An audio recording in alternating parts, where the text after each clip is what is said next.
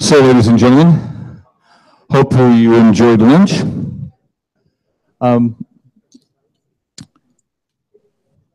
This is our Viewpoints panel.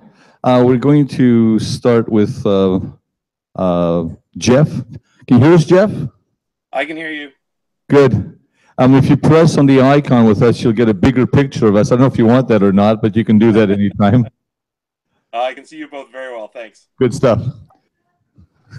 Everybody says hi, Jeff. Everybody say hi, Jeff. We didn't want you to feel alone or anything else, so we're going to start with you. Jeff Parker is the policy manager at the Toronto Regional Board of Trade. He joined the board in 2016 and has a special emphasis on energy and environmental policy. Jeff led the development of the Board of Trade's energy policy, which will be released in the fall of 2017. So I guess the timing is about now. You know, we're into fall, Jeff. I hope. Okay. Prior to joining the board, Jeff spent more than 3 years as part of the nonpartisan Legislative Research Service at Queen's Park. He also holds a PhD in political science from the University of Western Ontario. And that's all I want to say about you, Jeff. Okay. The stage is yours. All right. Well, thank you all very much for inviting me to address your conference today. I'm sorry that I couldn't be there with you in Ottawa. Unfortunately, some family commitments and a very pregnant wife are keeping me here in the Toronto area. I guess in my brief remarks today, I wanted to give you a little bit of an idea of how businesses and the Board of Trade have been approaching the issue of climate change, of carbon pricing, of climate policy in general. And specifically, there's three questions that I want to touch on in my brief remarks. First, what is the problem that we're actually trying to solve? What is the goal of what the policy we're trying to develop? Two, what do businesses want to see from climate policy? And then three, based on those things, what does good climate policy look like, at least to a business group like the one that I work for?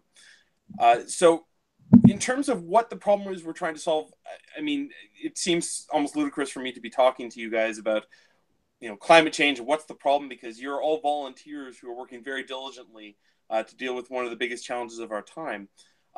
But I'd argue we need to be very clear about the question and the policy question that we're trying to answer here, because you don't get good policy unless you're really specific. And what we at the board have come up with is we'd say that we're trying to ensure that Canada and all other countries can transition economically, socially, and technology from systems that are powered by carbon-based sources to ones that are not.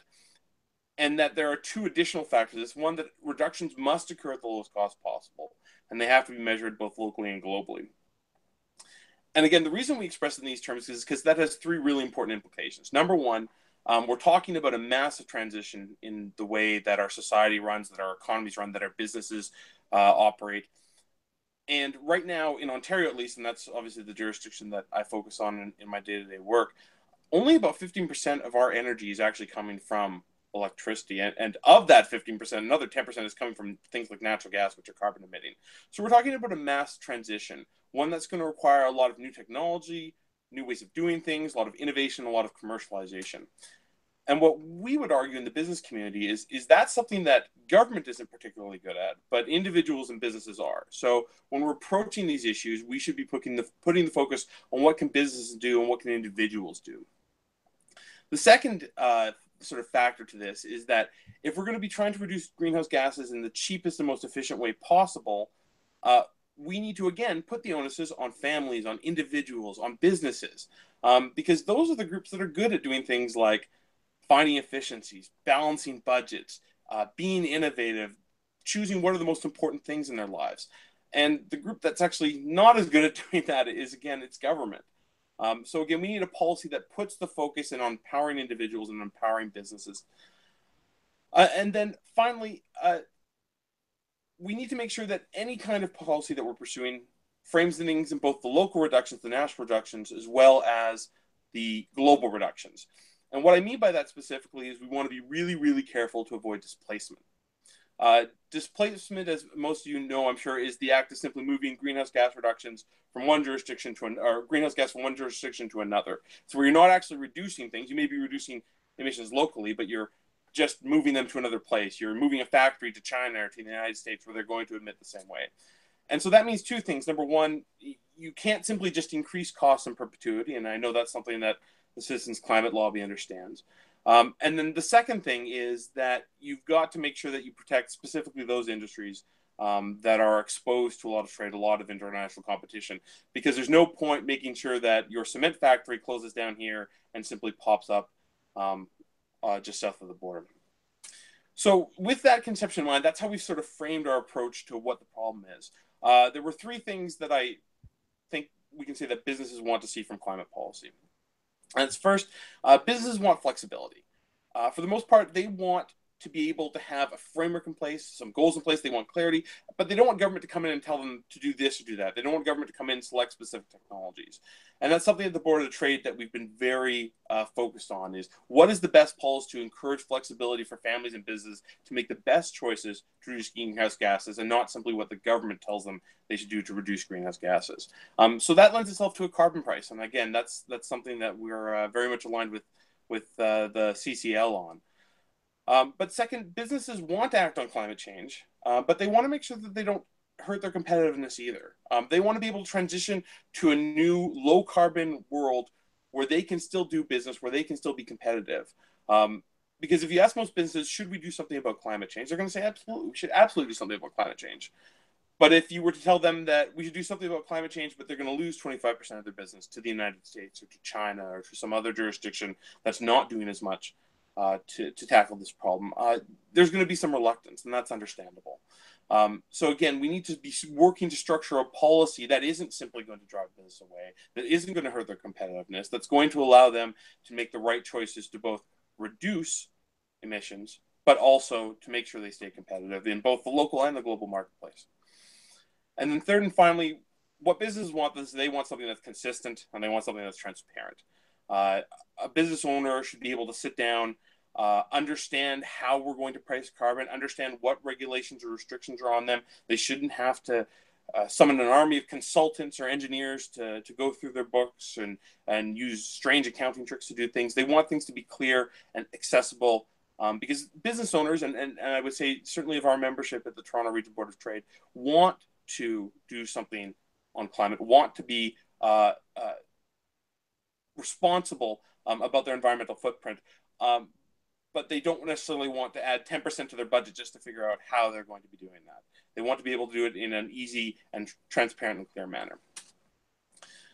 So with that all in mind, what does that really mean for how we make policy, and what does a good policy look like to the business community? And it's something that's going to be one of the highlights of the energy policy that the Board of Trade will be releasing. That'll be sometime towards the end of November. Still fall, technically, but towards the end of November.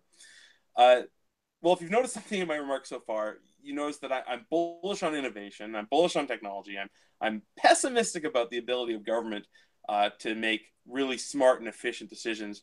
But I'm also very bullish on individuals and businesses taking control and making reductions and making important changes that will help both the climate and I think businesses and their competitiveness in the long run. So with that in mind, I'm going to say there are three principles that we should be looking for in terms of making policy that is both happy for the climate and happy for businesses. So first, we should have a very transparent price. And whether you get that through a carbon tax or a cap and trade, there are different systems. I know the CCL favors a carbon tax, but whatever it is, the price should be transparent. It should be clear on bills. It should be clear in terms of what its incremental cost is. And that's important because businesses shouldn't be on the hook for trying to hide the increased price of carbon or the increased price of emissions on things like natural gas bills, as has happened in Ontario, where we're not allowed to report those explicitly. Because one, business shouldn't be blamed for increased prices due to carbon pricing. But even more importantly, even if you're not so worried about what businesses get blamed for, not even more importantly, it's much harder to determine how much you can save through emissions reductions if you don't know what you're paying for the cost of pollution. So those things should be clear. Similarly, transparency extends to what you do with the revenues. The revenues need to be clearly reported, they need to be clearly separated in the budget, and they shouldn't simply be thrown into the general revenue pot. And that's actually a bigger problem than some people realize, because we've had many special taxes or fees that governments levied in the past on environmental issues, the health taxes, labor or employment taxes, and oftentimes government ends up siphoning off these revenues to other things. We should be very clear about this is about dealing with climate change. This is about pricing carbon and greenhouse gas emissions. It should not be about simply adding to the size of government. And that brings me to the second point, which is that a business-friendly climate policy is going to be revenue neutral. It's going to be one where government returns virtually all of the revenues in some kind of grant or tax cuts, or something like that. It should not be an excuse to increase the size of government. It should not be an excuse to increase the cost of doing business, because there are a couple important parts of that. Number one, government is actually really poor at making investments to further reduce greenhouse gases beyond the carbon price. We see that in the electric vehicle policies of governments like Ontario and Quebec, which economists have looked at and found it's actually really, really costly to be giving people a subsidy to buy electric vehicles right now, and generally goes to the most well-off among us. It's not necessarily helping the climate substantially, but it's costing us a lot of money. That's the sort of decision that governments have made in the past. And that's why a rising price is actually a much better mechanism. Let the marketplace, let families, let individuals, let businesses try to figure out what are the best ways and the cheapest ways to reduce their carbon footprint. But the second part of this is, and this is fully and firmly an environmental argument, is that you're never going to get the carbon price to the level that it needs to be to stimulate really widespread change, unless you have some element of revenue neutrality, unless you're giving some of the money back. I've seen a variety of economists say it's everything from $100 to $250 a ton for some sort of carbon price in order to get the reductions that we need to see in the economy. And I can tell you that the political will is going to max out probably somewhere around the $50 limit that the federal government has set in terms of their carbon tax. Going much above that, the increased price you'd see on things like your gasoline, your natural gas bills, is going to be something that people aren't going to accept. It's going to be something that would harm business competitiveness, again, unless you are returning that through other sort of tax cuts or other sorts of grants, which give people back some of that money. And then finally, you're going to need to protect the competitiveness, particularly for traded industries. And the term that economists use for this are energy-intensive trade-exposed industries. And that's things like steel, chemicals, cement. These are all areas where there's a robust global trade in that sort of commodity. But if you were to simply increase prices through a carbon tax or through a cap and trade system without some sort of recourse, without some sort of subsidy or other mechanism to support these industries, those industries are simply going to pick up, leave to another jurisdiction, and export those products back into Canada. So we need to make sure that we don't simply offshore the emissions while also offshoring the jobs. That doesn't help anyone, and certainly doesn't help our communities. So that's kind of the overall idea of what the business community, at least the business community that I work for, is thinking in terms of climate policy, how we're approaching carbon tax. And I'd be happy to answer some of your questions later on and get into this a little further, but that's what I've got for now. Thanks. Thank you very much.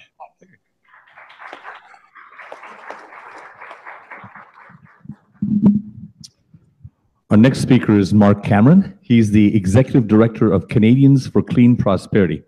He's worked in several MPs and ministers' offices, including working in the Office of the Prime Minister as Director of Policy and Research and Senior Policy Advisor from 2006 to 2009. Mark has long been engaged in the environmental policy debate in Canada and serves on the advisory board of the Pembina Institute and the Steering Committee of Sustainable Prosperity. Mark, welcome.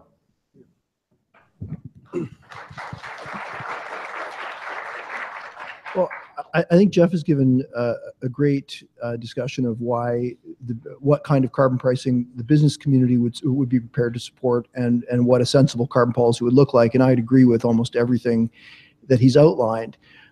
Canadians for Clean Prosperity is an organization that believes in taking market-based approaches to environmental problems. We specifically support a revenue-neutral carbon tax as the best solution to climate and carbon pricing. And we've been big fans of we've been big fans of Citizens Climate Lobby and have worked with them in the past. Our policy prescriptions are very similar. Now, we are not a partisan organization, although my own political background is conservative. But over the past couple of years, we've been very concerned with how do we get conservative, small c and big C, or center-right parties to support carbon pricing, and what are the barriers that prevent that? So what I want to talk about is why conservatives should be concerned about climate change and support carbon pricing, why they don't, and what we can do about it. First of all, there's a long tradition of conservatives supporting the environment and being active on the environment. National parks were started under Sir John A. Macdonald in Canada, under Teddy Roosevelt in the United States. It was Richard Nixon who started the Environmental Protection Agency in the United States. Brian Mulroney, of course, was named Canada's greenest prime minister. Even Stephen Harper did a lot outside of the climate change arena on the environment. He increased Canada's protected wilderness areas by about 50% in size, did a lot on restricting harmful chemicals. So there's a long tradition of conservative environmental activism, but there seems to be a roadblock on this issue of climate and carbon pricing. Again, the economics of carbon pricing are classic free market conservative economics. It's based on the ideas of Arthur Pigou, famous free market economist. People like Milton Friedman and Friedrich Hayek strongly supported pollution pricing as a superior method of dealing with pollution rather than command and control regulation. And most of the previous Republican Treasury secretaries, heads of the Council of Economic Advisors, people like Gregory Mankiw, Hank Paulson, James Baker, all support carbon pricing as the way of dealing with climate change.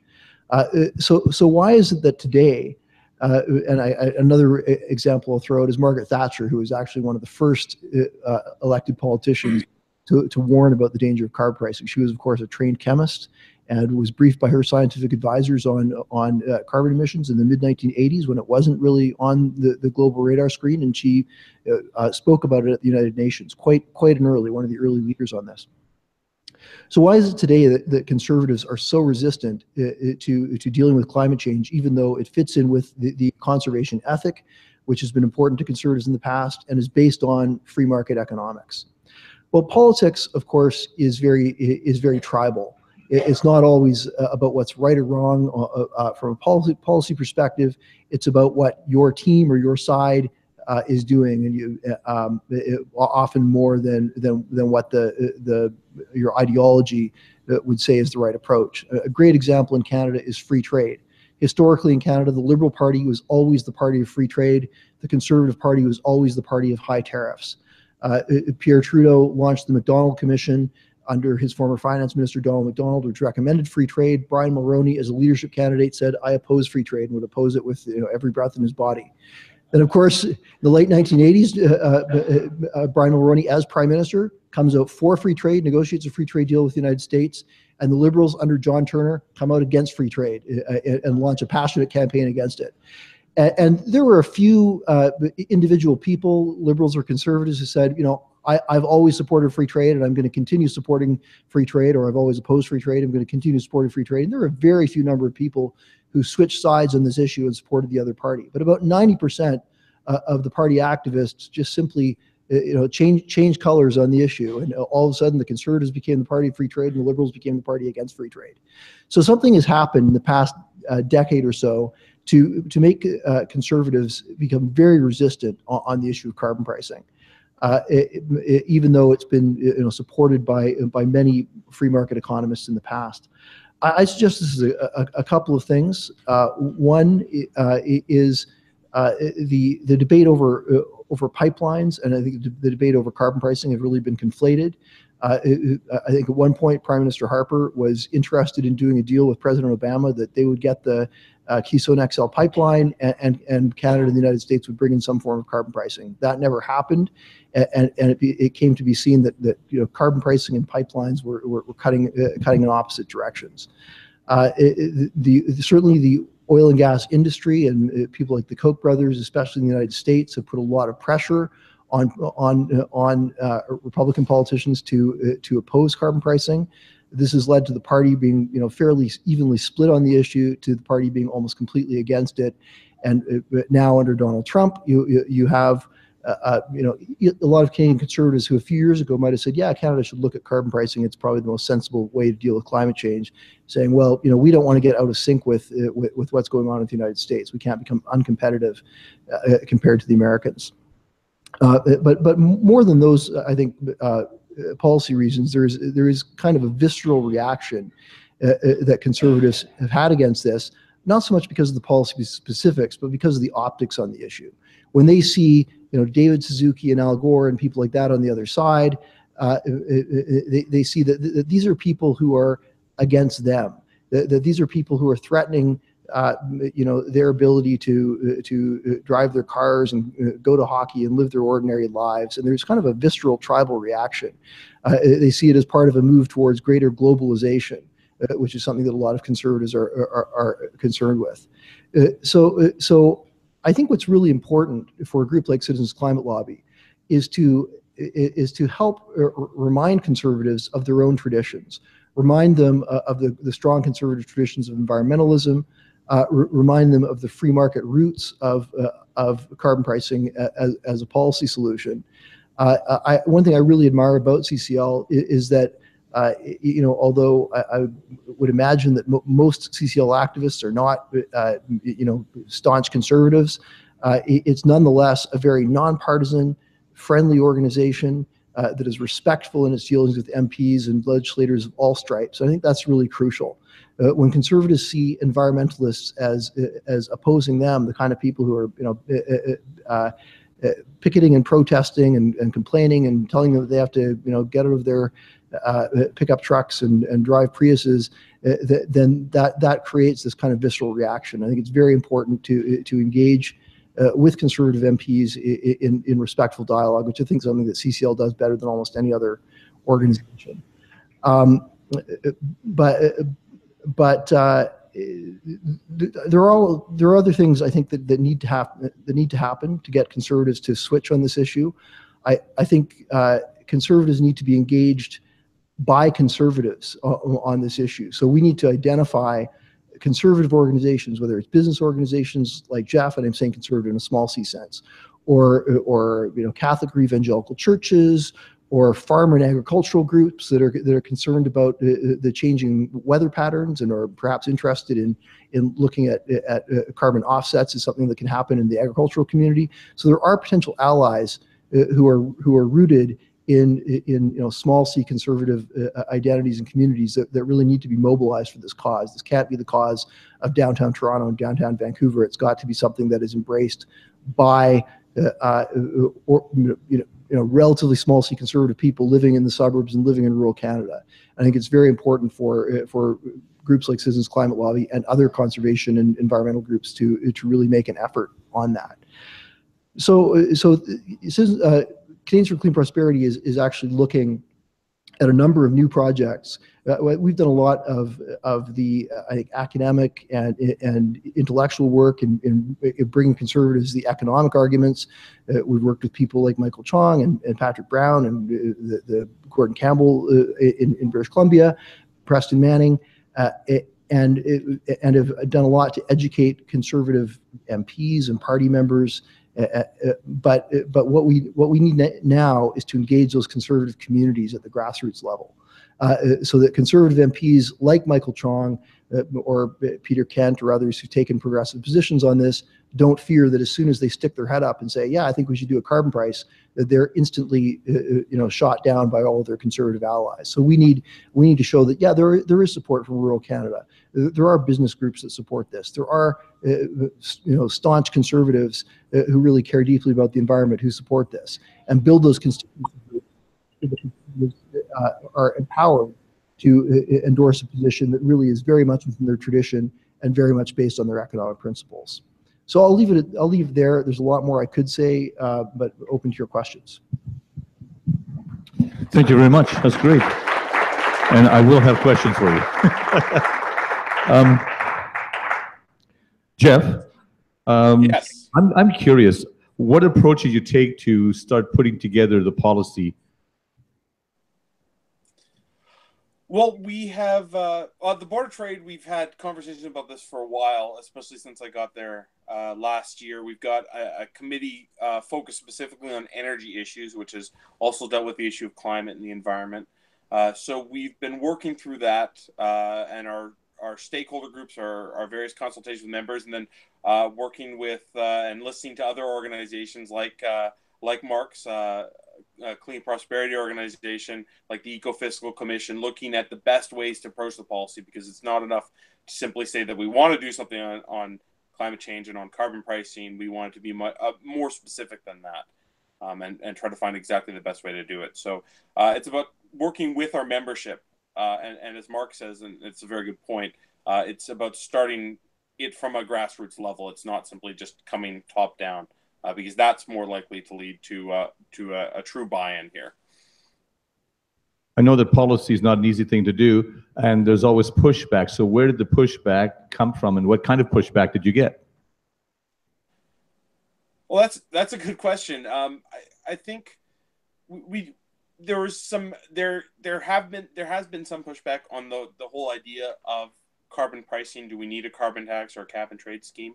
I think a part of that, though, is the experience we've had with this in Ontario, where a lot of businesses, especially as you go outside the GTA specifically, really start to feel like the cap and trade system is just another tax grab.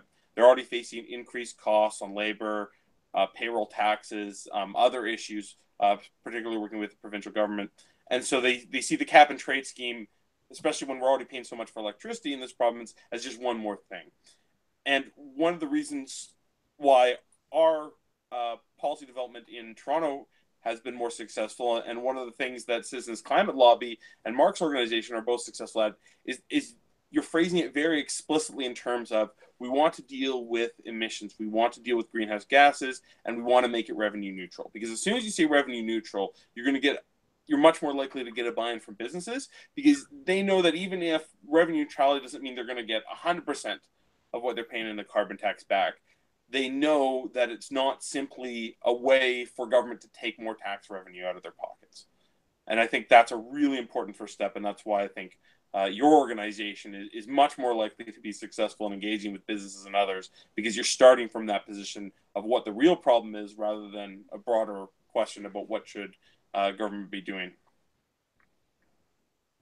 We here at Citizens Climate Lobby, and this is for Jeff, I'm sorry, for Mark, we view climate change policy or climate change issue as a nonpartisan issue, period. And this is why we're a nonpartisan organization. We also view our policy about fee and dividend as being a conservative policy, one that should appeal to conservatives. Why have we not made as large inroads as we think we should have made by this point? Well, it's a good question. It's one that I think about every day, and I'd say that, generally, conservatives have used the terminology of revenue neutral carbon tax more than fee and dividend, but I think the policies are actually almost identical. And over the last year or so, I've become more convinced that fee and dividend may be the way to go politically, even though I think there's economically perhaps a benefit to a revenue neutral carbon tax, cutting corporate and personal income taxes. But I think politically, the trade-off with fee and dividend is probably more palatable to a broader spectrum. But why it hasn't been able to make more inroads among conservatives, it's a lot of it comes down to tribalism. That this is now seen as something that, even though lots of conservative economists have talked about it, it's Justin Trudeau and Rachel Notley and Kathleen Wynne who are doing it, and therefore, if you're on the out party, on the other side, you're going to say, "Well, I'm going to oppose what they're doing." So it is important to remind conservatives that this is really this is a conservative idea, and it's something that's very much part of their heritage. And I'm hopeful that if there's a change of government in Ontario and Patrick Brown brings in something closer to a revenue neutral carbon tax or a fee and dividend system, that may begin to change the views of other conservatives at the federal level and in other provinces. So we'll see what happens in the next Ontario election, but that's certainly something that I'm hoping would happen. Thank you very much. Your question? Hi, Jerry. May I ask Jeff a question? Absolutely. Hi, Jeff. My name is Bruce Hyer. Jeff, when you discussed the variety of options for pricing carbon, you said that CCL was in favor of a carbon tax. And as I see it, CCL is not in favor of a carbon tax. My reason for that is a couple-fold. To me, a tax is a percentage of income at some level, which often fluctuates with the price of that commodity. And so it's not a percentage. It's a scientific-based number, would be a scientific-based number based on CO2 potential of different kinds of fuels. But the really big ones are that not a penny would go to government. And so I don't even call it a carbon fee anymore, because some people hear fee and they say, well, that means tax. I just call it a carbon dividend. But I just hope that you'll research this a bit and maybe come to agree that carbon fee is not really a tax, it's a carbon dividend. Well, thanks. Okay, go ahead. Thanks, Bruce. I think we might be quibbling a little bit over the way we word it. My broader point was, at least in our own work at the board, we haven't taken a position on whether or not it has to be cap and trade, or it has to be a fee, or it has to be a tax. The key part for us is that second part, which is what you're talking about, which is that the money isn't staying with government. Because that, we feel, is the key issue for getting buy-in from the business community. So whatever system you want to approach as, whatever you want to call it, I mean, that's fully up to you. But our big thing is revenue neutrality is the most important part of this system, because that's the thing that gets businesses, and according to Mark, conservatives on board as well. Would you like to make a comment as well? I would echo that. I mean, I don't think it matters whether you call it a tax or a fee or a levy. I agree that the fee and dividend idea is quite compelling, and if there are ways of marketing that so that more people understand it, that's great. But one way or another, it's government taking money out of the economy, and the key thing is that the government is giving that money back into the economy and not keeping it for its own priorities. Thank you. Hello. My question is more in relation to what to do with the tribalism that is between the conservatives and the liberals. If any of you or both of you could give us ideas on how to deal with that, we would be way ahead of the game. Thank you. Well, I think we need a lot more dialogue between different groups. I mean, one thing I'm very concerned about is when you look at what's happening, particularly in the United States, you see greater and greater polarization, so that Republicans and Democrats live in different communities, don't talk to each other. There are more people who would be concerned if their son or daughter was to marry someone of the opposite political party than of a different gender or different religion. Like, it's now become a big taboo, is having different political views. And it's very important that we see some of those same trends in Canada. Maybe we're 20 years behind or so, but we see those same trends in Canada. I think it's very important that there are more and more efforts to have dialogue across the aisle, as it were, and people don't stay in their own bubbles. And we have to find ways in our own communities and at the national level and on the internet of having dialogues that really bring people together in a respectful way across the aisle. One thing we're looking into is different kinds of initiatives to do that. I say it's very important for groups like Citizens Climate Lobby to engage with groups that might be seen as more conservative, to find out, is there a church group that's doing something on the environment? Is there a conservation group that's got a lot of hunters and anglers in it doing stuff on the environment that you can work with? People who can talk to their conservative MP more comfortably at the coffee shop. So that's really what has to happen. I think it's really a lot about communication. I think if there is communication, then conservatives pretty quickly realize that this is actually a conservative idea that they should embrace. But if it's presented to them as something coming from the enemy, then it's something that they're going to reject. Thank you. Just a question. I'm sorry, just a comment. A world without communication is an extremely dangerous world. And if we're talking communication, what I first have to do is to listen. It's got to be honest, transparent, and I have to learn and listen before I try and thrust my ideas on somebody else.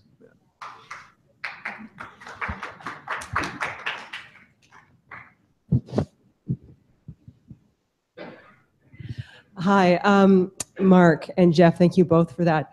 And again, this is more of a comment.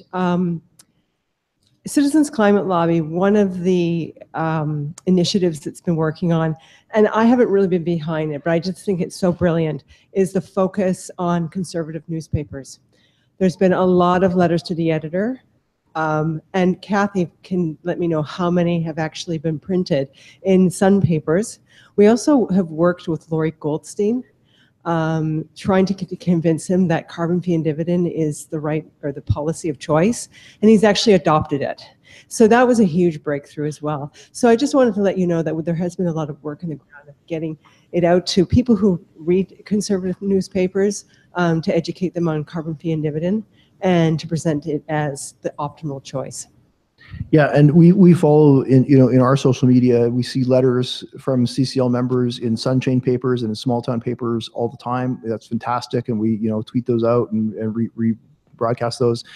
Laurie Goldstein is kind of an interesting paradox. He would say, half the time he writes columns on carbon pricing and climate change that I could have written, then the other half the time he writes columns that Ezra Levant could have written. So it's sort of you don't quite know what day you're going to get with Laurie. But I'm glad for the days of his own message. And do you mind if I jump in on that one? Your question. I'm sorry. Go ahead. Yeah, I was just going to say sort of on this theme. The one thing that we found as a business group that we do much better with the environmental organizations that want to invite us in for a dialogue. And I know that's something that the Citizens Climate Lobby is really great at, because what's going to put the backs of obviously conservatives up, but also businesses are going to get upset if you're just there to lecture them on what their responsibilities are and why they're not doing enough. And unfortunately, a lot of the environmental movement has made the mistake of just saying, if we hector people and we lecture them enough, they'll do what we want. But what businesses want, and I'm sure Mark could tell you what conservatives want, is they want to be invited into a broader coalition. They want to be invited to contribute and take positive action and not simply be essentially nagged into doing something, whether it's good or not. Thank you. I just want to answer Cheryl's question about our letters to the editor and just appearing on the editorial pages this year.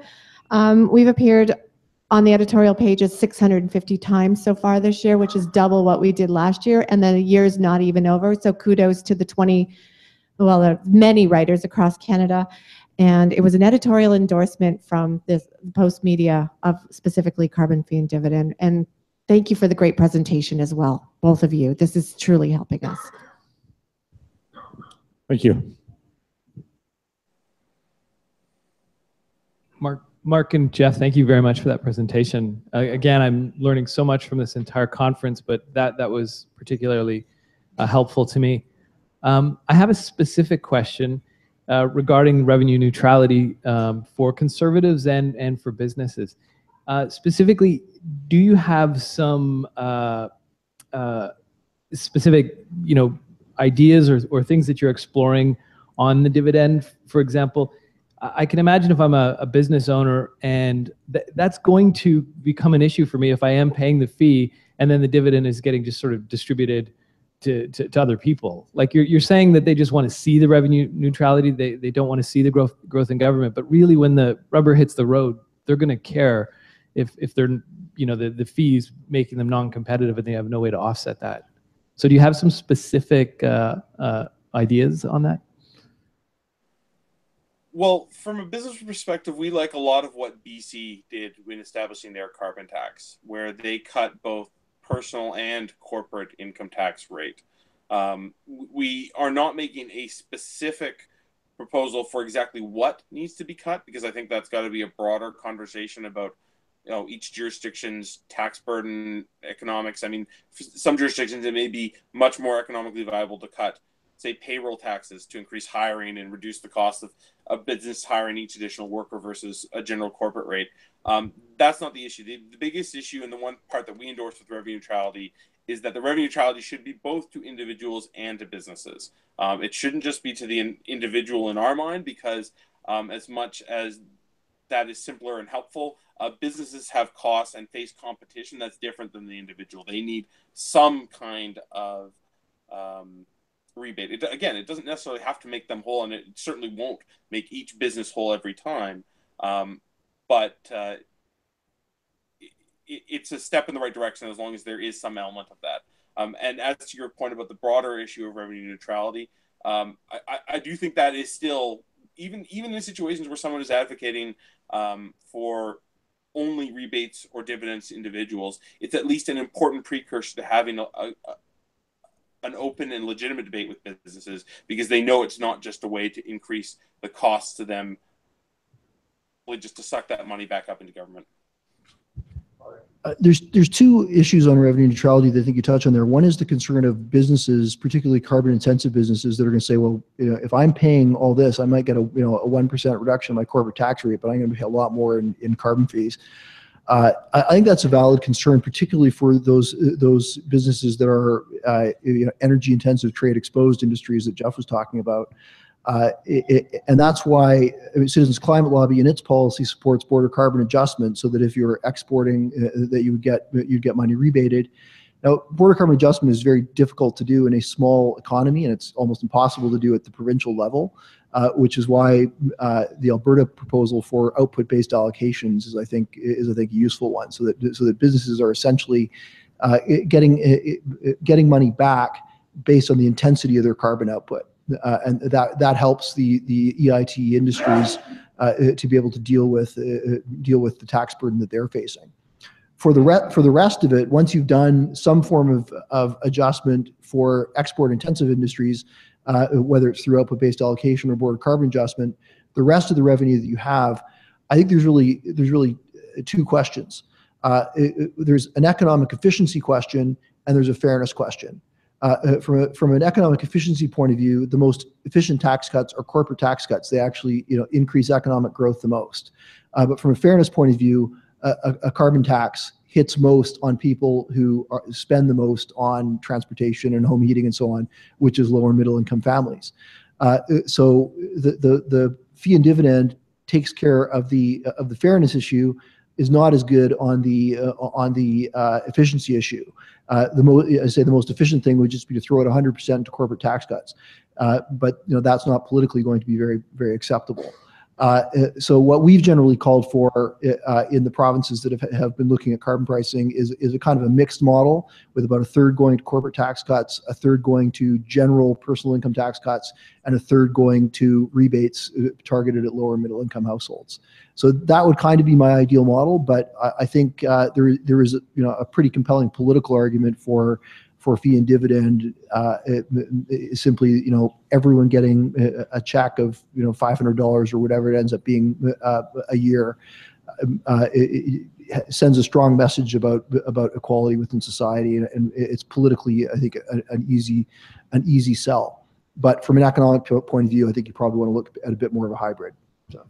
Thank you. Tom.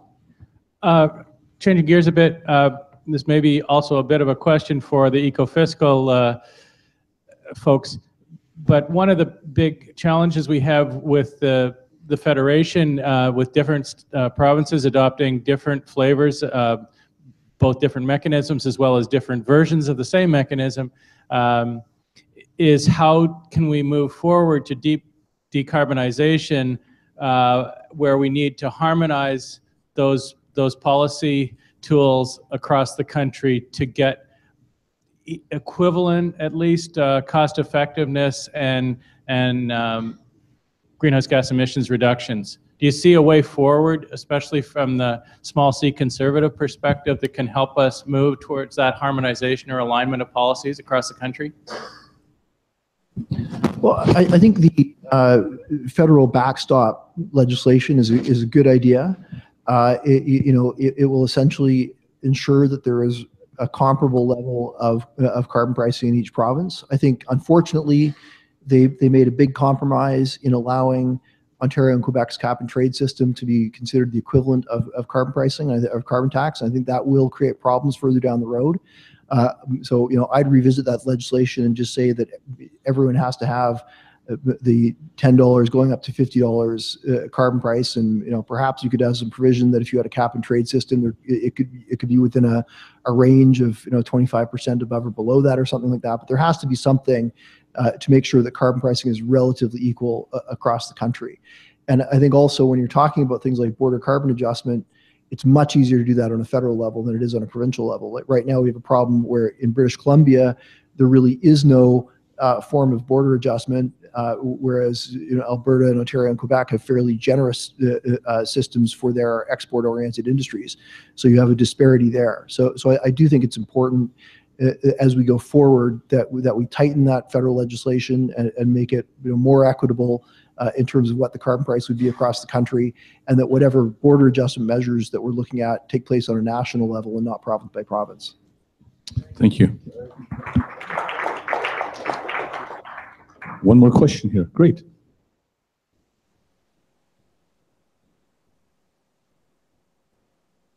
Yeah, one question thing I've been thinking about is in BC we have carbon tax, and we also have one of the strongest economies in the country, and people are saying, well, that's despite having the carbon tax, and I'm actually wondering if it might not be in part because of the carbon tax, where we're not getting the distortion of the economy because of we're having a lower income taxes and lower business taxes, and I wondered if you guys want to comment on that.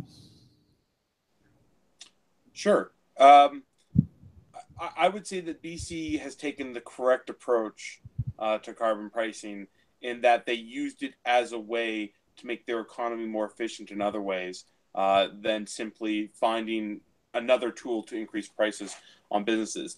That said, it's still a balancing act, and as Mark has said and as I have said, there are certain industries in BC that still sometimes struggle with the additional costs that are levied on them. I know their cement industry from time to time feels that the support they get from the government doesn't properly offset. So it's still a balancing act even out there. But if you're going to do this in a way that is economically efficient, that will increase not just environmental sustainability, but affordability and productivity and prosperity in the economy, you do need to go in that direction where you're rebating that money back to the people and to businesses.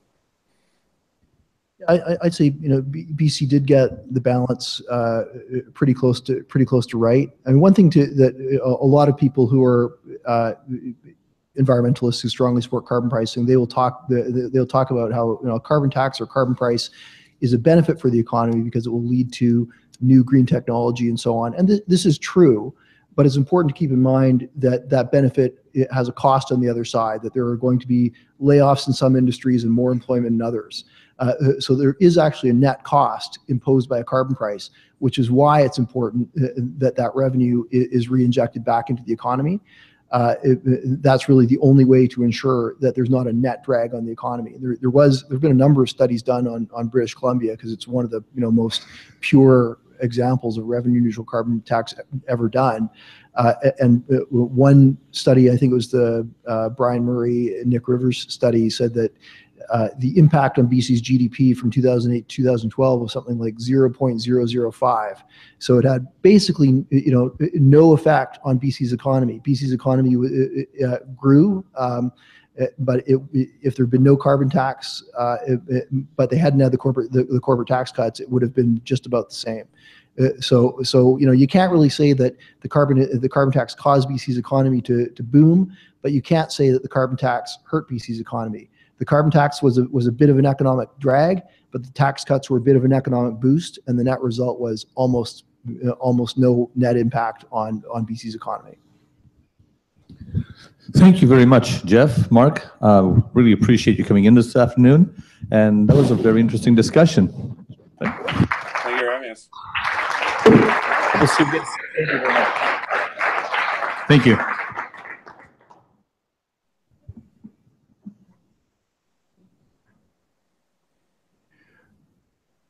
Going to take about a 30-second break. 29, 28, 27. We're going to invite Mr. Hyer to come up. Where is he? Where is he? He's around there. He is. Yes. You want 10 minutes? Let's do 5 minutes. Let's take a sanitation break. Come back in the flush. Okay. All right.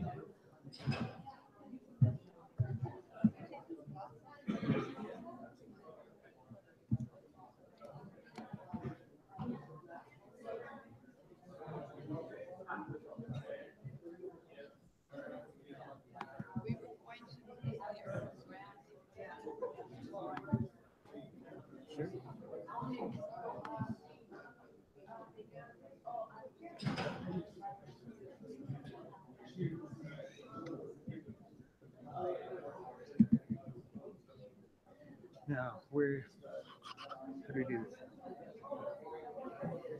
Here.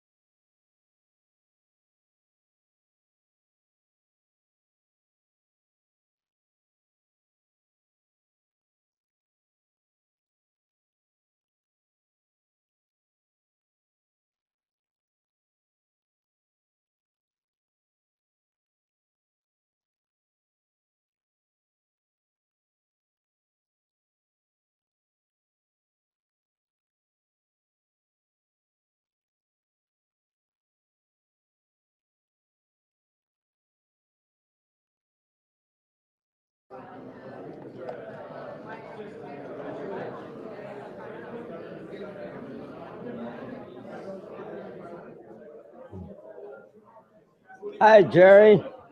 I'm flying float planes. I brought in 4 more outposts, so I now have 8 lodges. You guys should come up for a CCL conference up there. I would love to. We need some money though.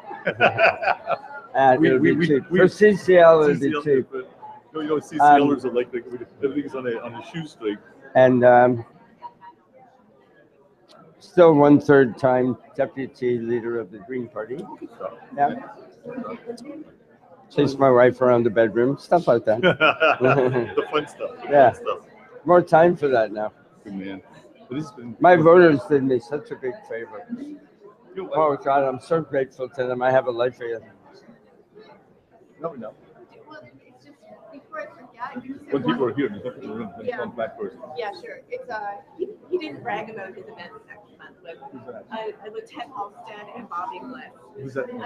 Mark Cameron. Okay. So, you know, I want this in the vein of like stealing our volunteers. Okay. I will make the announcement. Can we please have everyone back into places, please? Everyone back. We're starting again.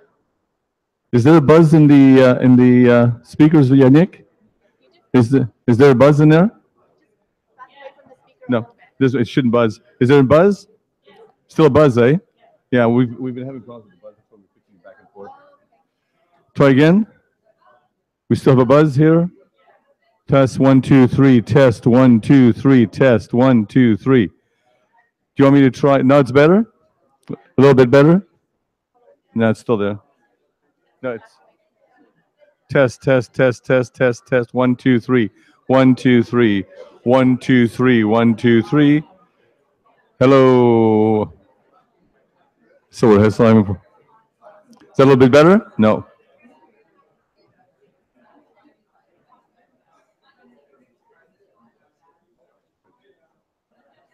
We've been having problems with this one. Like that's why as soon as there's a buzz, I have a hard time hearing myself. Doesn't matter. Test 1, 2. This is better. Yeah.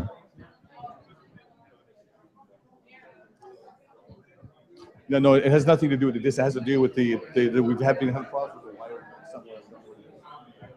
Okay. If we can have your attention, Kathy has an announcement she wants to make. Thank you, everybody. I thought that was an excellent presentation we just had. And I just wanted to announce that next month here in Ottawa, Canadians for Clean Prosperity have an event on November 9th and November 10th. So if you go to their website, Canadians for Clean Prosperity, November 9th, November 10th, Ted Halstead, and my personal hero, I have a picture of me with him from 6 years ago, okay, Bob Inglis. So it should be an excellent event, and I encourage all our presenters here to steal volunteers from Citizens Climate Lobby. You have my permission. Thank you very much.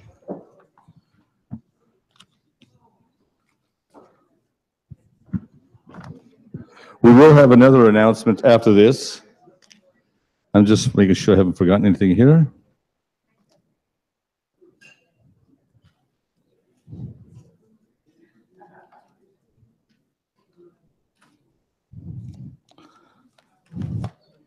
Oh, wrong book, that's why.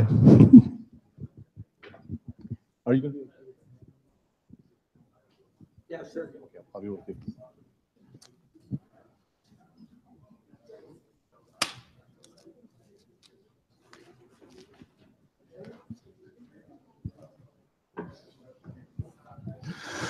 I'd like to introduce our next speaker, Mr. Bruce Hyer. How many people? Yeah, right on.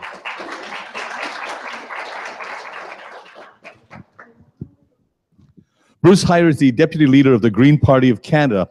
We lobbied Bruce extensively, and in June of 2012, he disclosed to us that he was considering supporting carbon fee and dividend.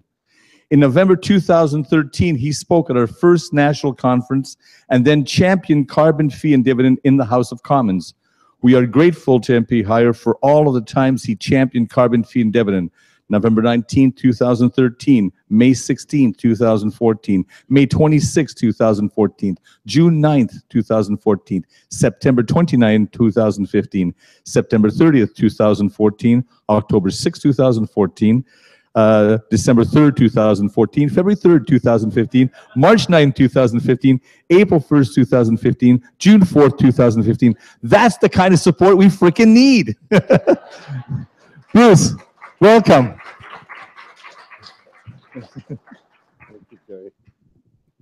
Thank you, Jerry.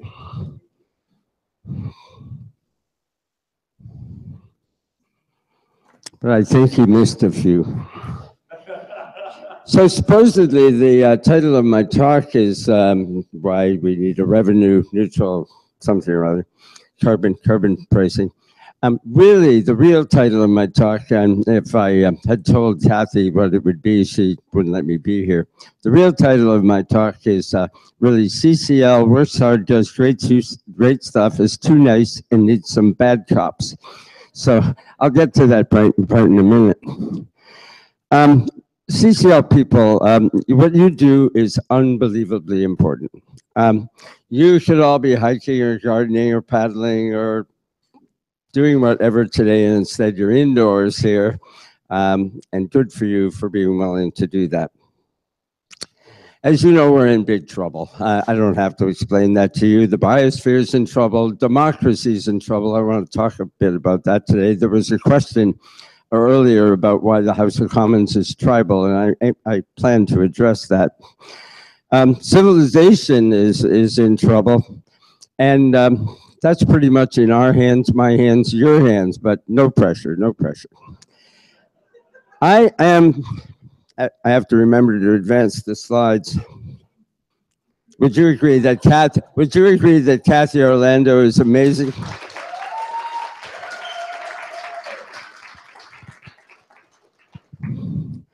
I'm going to deliver some pretty strong messages today. By the time this is over, you probably won't be applauding, you'll be throwing things at me. But I've been in politics for 13 years. I have a very thick skin, a very strong backbone, and I can take it, so that's okay. My son is 22 years old, my son Michael, and he's dedicated to a cleaner, safer, greener world, more sustainable world. And he's a smart young man, but he was always smart. When he was 5 one day, he said, "Dad, you've been fighting pollution your entire life. And tell me, is it getting worse or is it getting better?" Well, you don't want to bum out a 5-year-old. So I said, "Well, Michael, I think it's getting worse a lot less quickly." And in a millisecond, he came back with, "So it's getting worse, eh?" And then we had a long talk, the first of many, many hundreds of talks with my smart son. He had his brains from mom. And about what needs to be done. And then after this chat, he said, "Dad, can I tell you my formula for pollution?" How many 5-year-olds know what a formula is? He says, "Dad, pollution is equal to overpopulation times greed times stupidity." Well, I think he nailed it. I've been thinking about that one for 17 years since.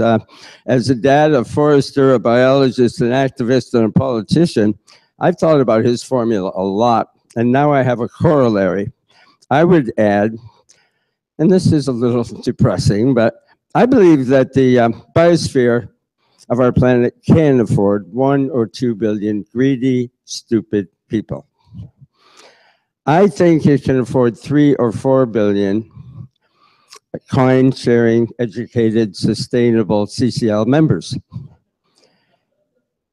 But in the long run, I just don't believe, at least I doubt, that we can be sustainable for 7 billion humans on the planet, no matter what we do. I know that's not your topic, but I felt the need to say that. But nature may take care of that the way we're headed, I'm sad to say. So I'm a wildlife biologist, among other things, and the carrying capacity for any ecosystem, whether it's the entire planet or a small ecosystem, is determined not based on the best conditions, the best years. It's not based on the average conditions. It's based on the year or the decade of the worst conditions, whether that's a factor of food or predation or disease or climate change or other density-dependent stabilizing factors. So either we're going to control our science and our knowledge and our technology and our numbers, and as my son pointed out when he was 5, our greed, or nature's going to do it for us. And I have good news, the planet will survive. We're going to lose a lot of species, but the planet will survive. The biosphere will eventually bounce back, but civilization may not. Yeah. All right. How do you turn it on? So you can hear me okay? Okay, thanks. Thank you. So I'm a politician. a failed politician, but a politician. My voters fired me in 2015. It's not all bad. Believe me, it's not all bad. I don't really miss the House of Commons, to be honest with you. I'm the deputy leader, as you heard. I'm an activist. I'm a dad, and I have three main priorities. And I get asked to do a lot of things, and you're one of those things. Actually, you're two of those things, as you'll see in a second. But these are my priorities. Number 3 is, the third one, is democratic reform. All right, well, that's the answer to the tribalism question, but we'll talk about that some more. The third one is poverty and gaps in income and reducing greed by the super rich and the powerful. But number 1 is that one. It's survival. It's absolutely survival. I'm not sure we're going to make it. You're not sure we're going to make it. If I were totally hopeless, I wouldn't be here. I'd be out paddling or gardening or hugging my wife and my kid. But we're all here today because we don't think it's hopeless and we can do something about it. Let's talk about electoral reform. Canada, now we get to the parts you're going to throw things. Canada is one of the least democratic free countries in the world. One of the least democratic. Did you know that since I left the NDP 4 or 5 years ago, that not one NDP member has voted differently than the whip and the leader told them to? Not one. And the Liberals and the Conservatives are close to that record, but the NDP is actually the most draconian.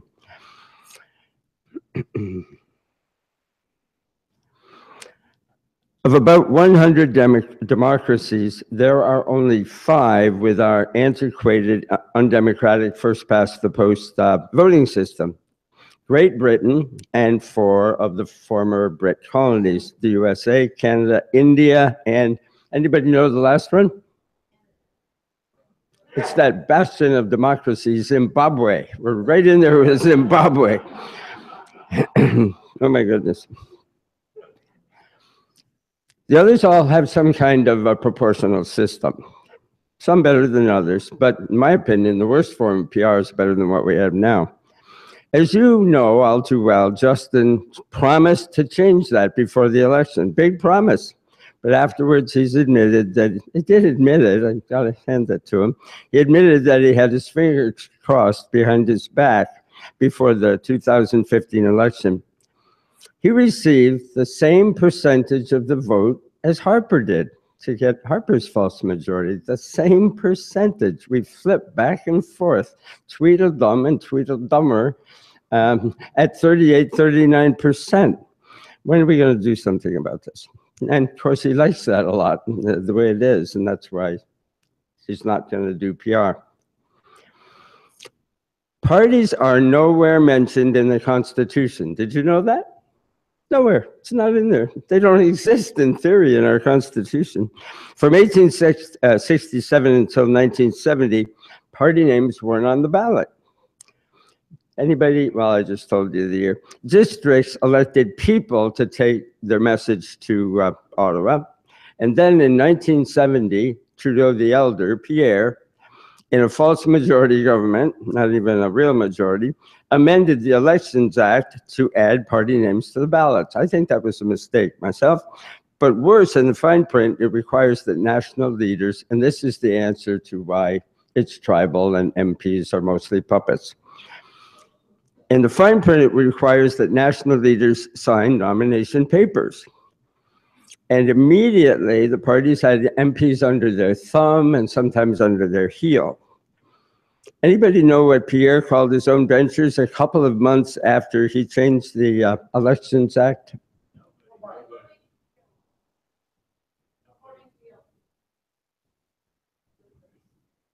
He did call them mere nobodies more than 100 meters from the House of Commons. But worse, he called them mere trained seals. Isn't that lovely? Isn't that a lovely metaphor? It's pretty nasty, but unfortunately, it's pretty accurate for a lot of them, most of them. after Jack Layton died, the NDP told me that if I didn't vote the way they wanted 100% of the time, that I would be punished. That was the word, punished. And Mulcair would not sign my nomination papers. I chose to become independent, and then I chose to join the Green Party. The only party that requires their MPs to, the Green Party doesn't allow, it requires MPs to place constituents and their conscience ahead of the party. I'm an evolution, another one of my master's degrees is in evolution and neuroscience biology. Basically, we humans have 3 brains. So up front here, we have our cerebral cortex, which is rational, looks ahead, and the one that you all use very well. At the back here, we have our limbic system, our mammalian brain, and it's emotional. Love, hate, maternal instinct, etc. came about when we got to be warm-blooded, furry, milk-producing mammals. It's the part of the brain that many, maybe even most, voters operate in at election time. And the parties know that, have you noticed? And then we have the last brain. That's our tiny, reptilian, ancient brain stem, very tiny. We share it with fish and reptiles. It's cold, it's unemotional, it's territorial, it's aggressive. It moves toward pleasure and away from pain. It's where most politicians operate. Now, I know you think that's funny, but it's pretty true. It's pretty true. So if you want to influence politicians, you have to offer them a choice between political pleasure, which you're fairly good at, or pain, which you're not so good at, or you've chosen not to do. So I'm wishing you luck with your lobby efforts, but realize that even if you do help to persuade MPs, most of them will have to do, speak, and vote as the boys, unfortunately, in the back room dictate. Encouraging them will not be enough. I advise you all to get a little tougher and tell them that you will not support any party. You shouldn't favor any party. But what you can do is say you're not going to support any party in the next election that does not get very serious about climate change. I got a little behind here. Let's talk about reducing both CO2 and poverty. You know how to do that. How do you do that? Yay, you got it. It's your baby. James Hansen may have thought of it, but you grabbed it, and you persuaded the Green Party, and only the Green Party so far, that it's the right way to go.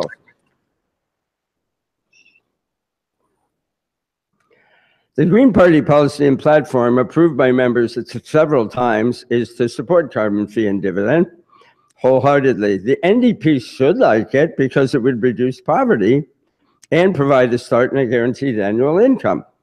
If it's high enough, it could be a guaranteed annual income. But they seem to be stuck on cap and trade, and I know why. I no longer call it carbon fee and dividend, as you heard me say to the other man, Jeff. I just call it carbon dividend. There's a really snazzy blue button over here that says, ask me about carbon fee. Now, Jeff said, doesn't matter whether you say tax or fee. Do you know how to spell tax? It's a 4-letter word, T-A-X-X. It's a bad word. Voters hate the word tax. Politicians love taxes, but they hate the word tax. So just a suggestion, think about shifting to carbon dividend, accentuate that part of it. As soon as we implement it, it's going to be very popular. When you get that check in the mail, a check, not a tax credit, is my advice, from Finance Minister Orlando, when it comes in the mail, with that money, it'll be very popular. And when we finally stop using fossil fuels and there's no more carbon fees, that guaranteed annual income, we'll find another way to do it because nobody's going to give up that check in the mail. So it's not a tax. We get in the weeds all the time in explaining that a fee is different than a tax. I just call it carbon dividend. It reduces poverty as well as CO2, and it puts extra money into the pockets of more than half of Canadian families. Too much paper, the story of my life.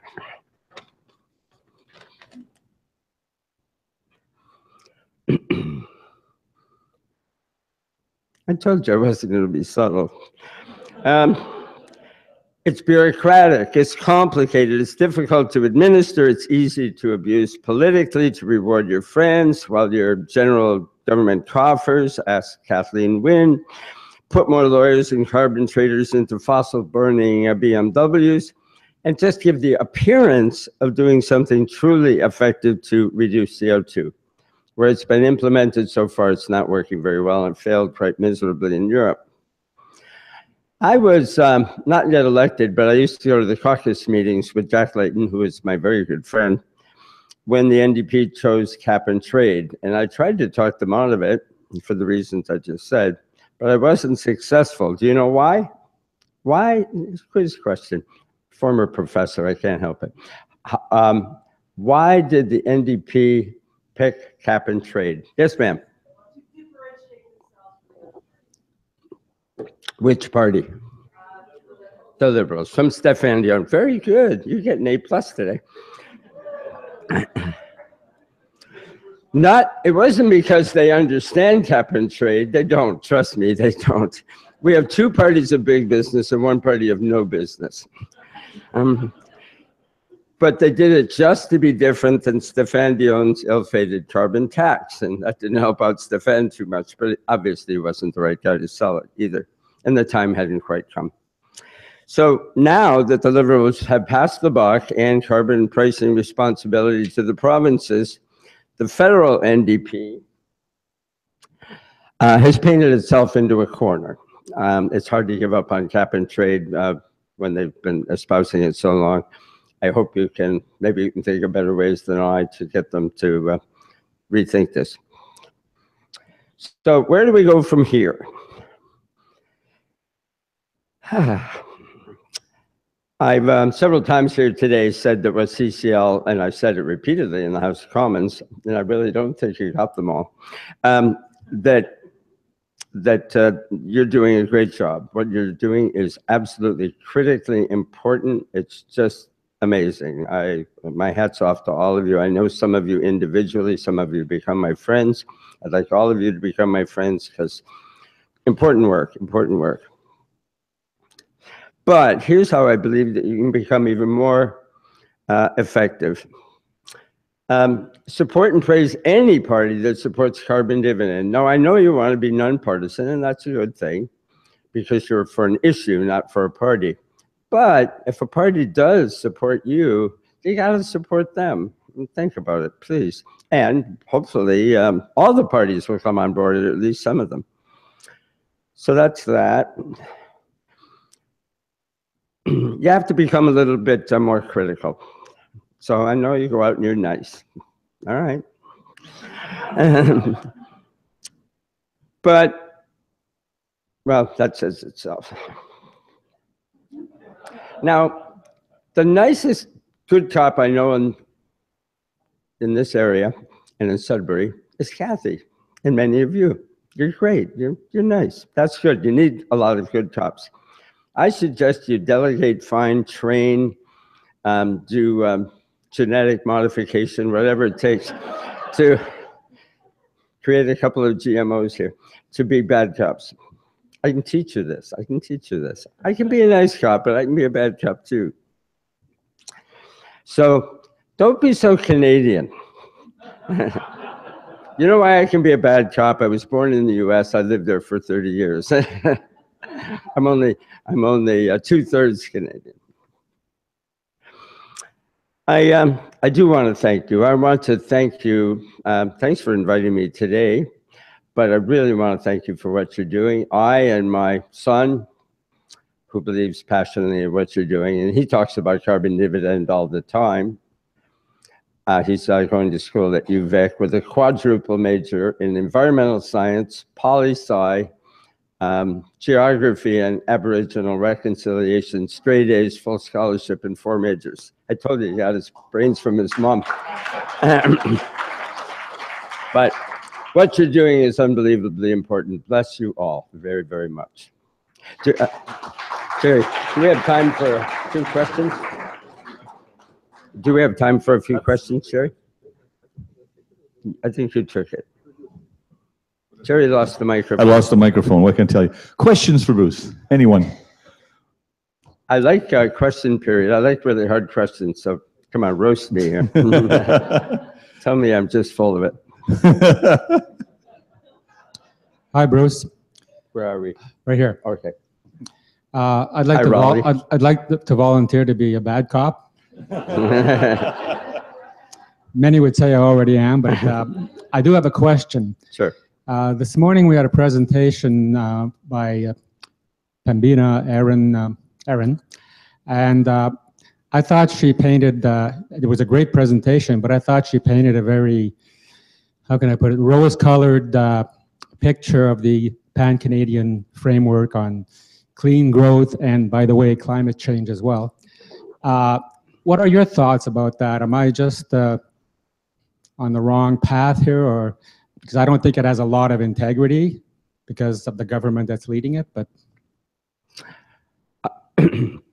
I think we need real leadership in Canada, and I think we need a national carbon fee and dividend, and passing the buck to the provinces or trying to coordinate. The good news and bad news about Canada is it's a bunch of squabbly provinces clinging to their rights. And the US fought that civil war a long time ago. Plus they have 50 states and no one state can push around the others, even the big ones like Texas and California and New York. Whereas here in Canada, we have a couple provinces which are pretty good. It moves around, but are good at pushing the country around. I was very, very disappointed when the Liberals sounded bold. Either the provinces do it by such and such a date or we'll do it. Well, they should have just done it. And I think I think Jeff said there shouldn't be too big a gap between provinces. And absolutely, that's true. So the simplest way to accomplish that in my mind is just have a national fee and dividend. Plus, then you can apply the compensatory tax adjustments at the border so that we're taxing things where they come out of our ground or across the border so that our businesses are not at a competitive disadvantage. You know, I already said the NDP should like this because it helps the poor or energy conservers. It's progressive. But I've been surprised that the Conservatives haven't come on board more. One is not a penny would go to government. But the big mantra from the Conservatives has always been, besides less taxes, no money to the government, has been use the marketplace, that the marketplace will solve all problems. And this seems like the golden opportunity to do that. I've always liked Oliver Wendell Holmes' quote about paying taxes. He said, I like paying taxes. He was the Supreme Court Justice in the US. He said, I like paying taxes. They buy me civilization. Well, in this case, this is a tax which just might save our civilization. Thank you, Raleigh. Mm-hmm. Questions? Any other questions? Oh, right over there.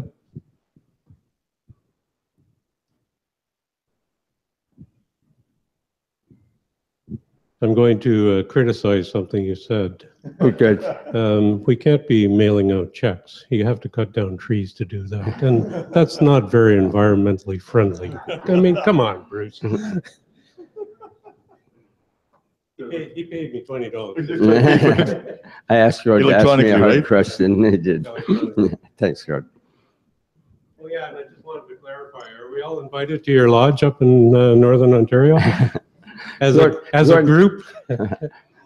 My other job is I fly my solar-powered airplane into, like Trudeau, my fingers are crossed, into my 8 fishing and ecotourism lodges. So you're all invited individually, collectively, and whoever brings Penny or Mari or Anita or Kathy with them gets a free trip.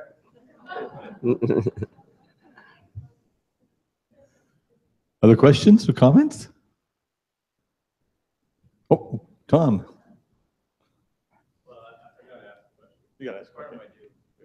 Actually, Bruce, it's sort of the same question I asked earlier about, and you may have already answered it with a pan-Canadian single price mechanism, but do you see, as a former politician, a way to move towards that from the current scenario of this sort of hodgepodge of mechanisms we've got now?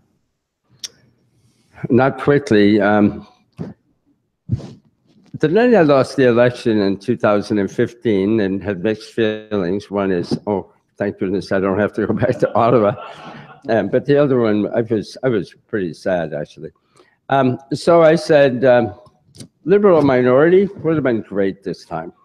Liberal majority, and I said it instantly, I said, this means no real climate change plan, no real carbon pricing.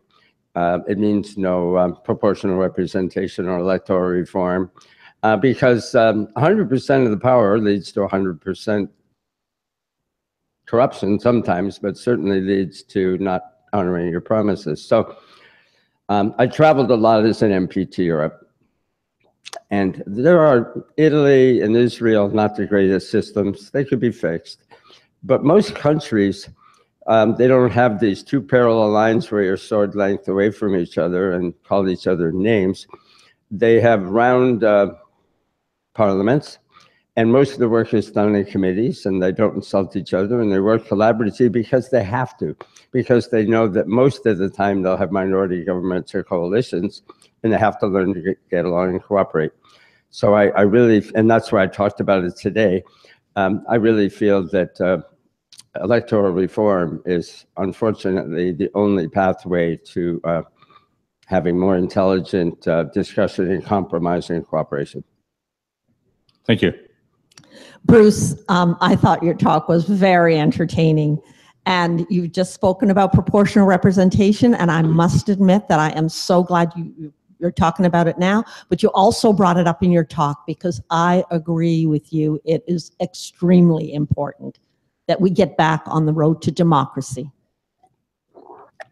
Thank you.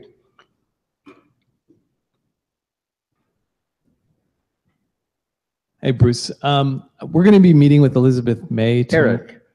Rick. Rick. Yeah. I had it half right. Yeah, that's pretty good. E.Rick. So we'll be meeting Elizabeth May, I think tomorrow or the day after.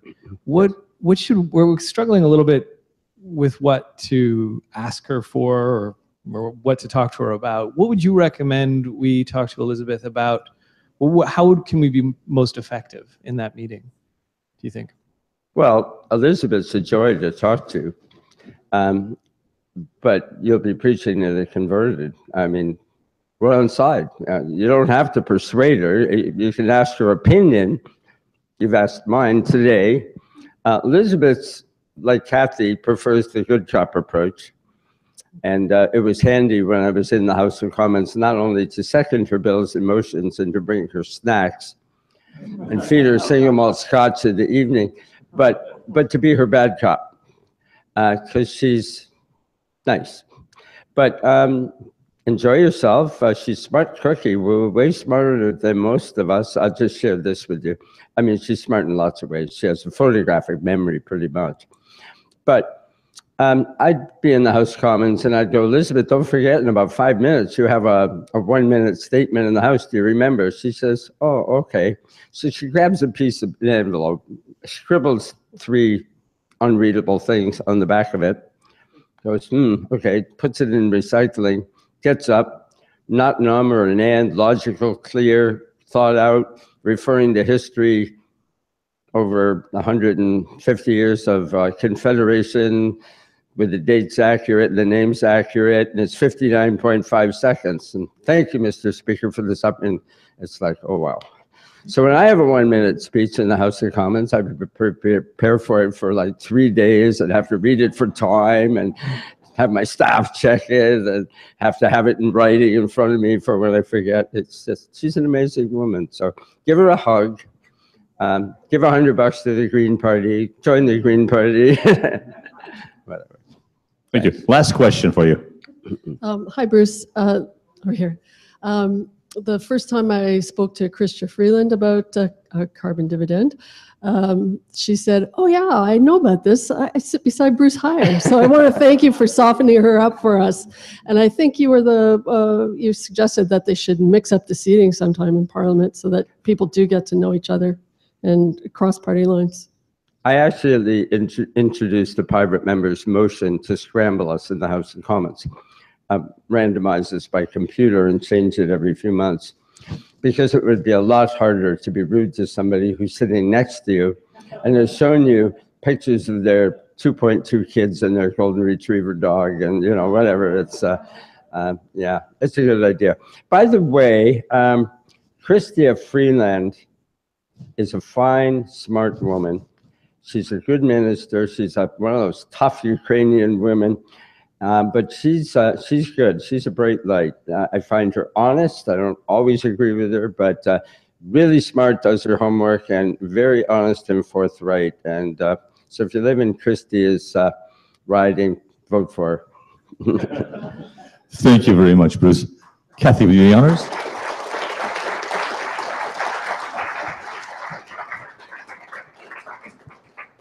I just wanted to personally thank Bruce for bringing a very partisan, biased viewpoint to our conference, because we need to know the lay of the land, and this helps us know the lay of the land. So thank you for bringing the very partisan viewpoint to our nonpartisan organization, and and we're all good cops. Thanks for being a bad cop. We love you. Thank you, sir. Thank you, sir. By the way, on that note, I'm actually a Green Lib Democrat capitalist. So figure that one out. Bring you, Bruce, from us. Oh, thanks. Thank you again. Okay, bye-bye. Thank you, sir. I've asked Kathy to come up here and just tell us what she's doing these days. Kathy. Well, I've taken on additional responsibilities within the organization of Citizens Climate Lobby. We are still figuring out my job title and my job description, but I am basically helping Joe Robertson with the development of all the countries. There are 38 countries and 5 regions to which CCL belongs to. 39 soon, fingers crossed. I was on a phone call this week. I won't say what country. I just don't want to jinx it. And I'm also working behind the scenes at the international level. So I went to the IPCC meetings, was there for 60 hours. I wore yoga pants, but they look like dress pants, just so I could stretch underneath the table. It's really hard. You sit for 13 hours every day, meeting really interesting people. So basically my role is to help get all the other countries off the ground, and I got this job because of the amazing work we've all done together. Like, this has all been created on a dream. There's no, yeah, so it's just amazing. So, and I'm still gonna stay on, but I have help. I have Marlo doing the action sheets, and we have 7 subcommittees at CCL as well that are doing a lot of behind the scenes stuff. So we're organized, and we'll see how this goes going forward. Thank you very much. Thank you.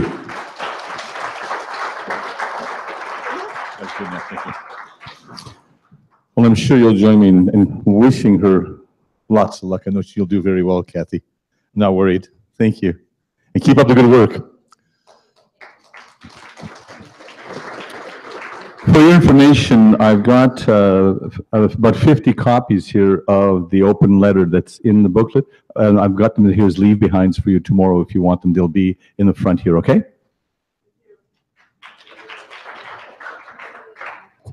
It's Cheryl's idea, not mine. Um,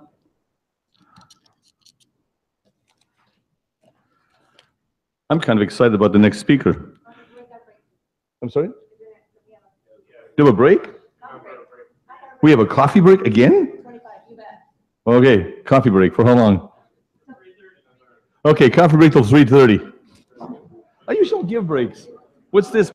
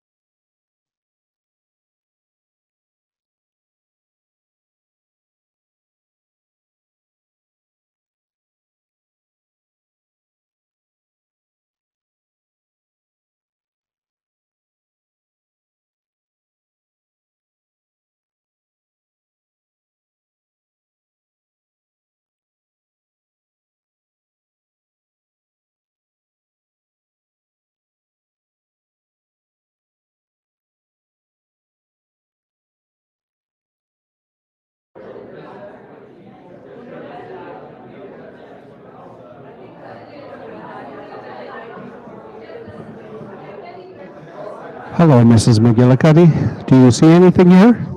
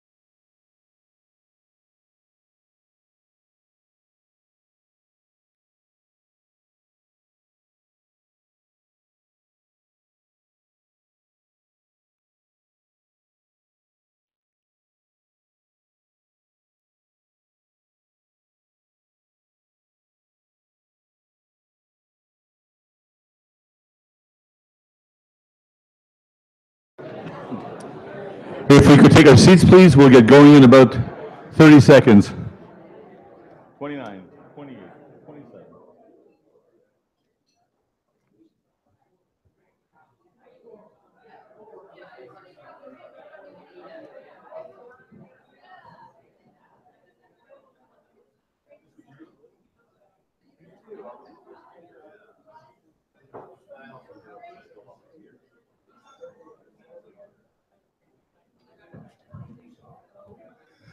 If we have the people from the hallway come in, we're ready to go. You don't want me whistling again.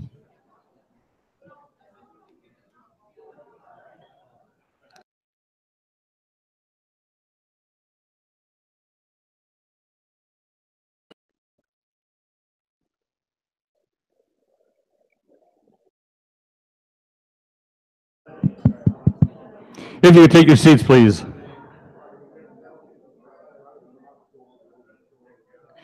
Climate change and the art of storytelling. Peterson Toscano is a performing artist, activist, and comic storyteller. Although he performs through North America and Europe, he actually lives in Sunbury, Pennsylvania. I asked him why, he said, because. Toscano presents original one-person comedies that explore gender, sexuality, faith, and climate change. Peterson is the gifted director behind CCL Radio. We look forward to having him help us tell our own stories. Artists are soothing to our souls at this time of massive change. Toscano, it's all yours. Welcome. Well, hello, fellow CCLers. So I am in the chapter, Susquehanna Valley chapter of Citizens Climate Lobby in central Pennsylvania. I'm the co-leader of that chapter, and I'm also the host of Citizens Climate Radio. How many of you have ever listened to Citizens Climate Radio? Raise your hand. All right.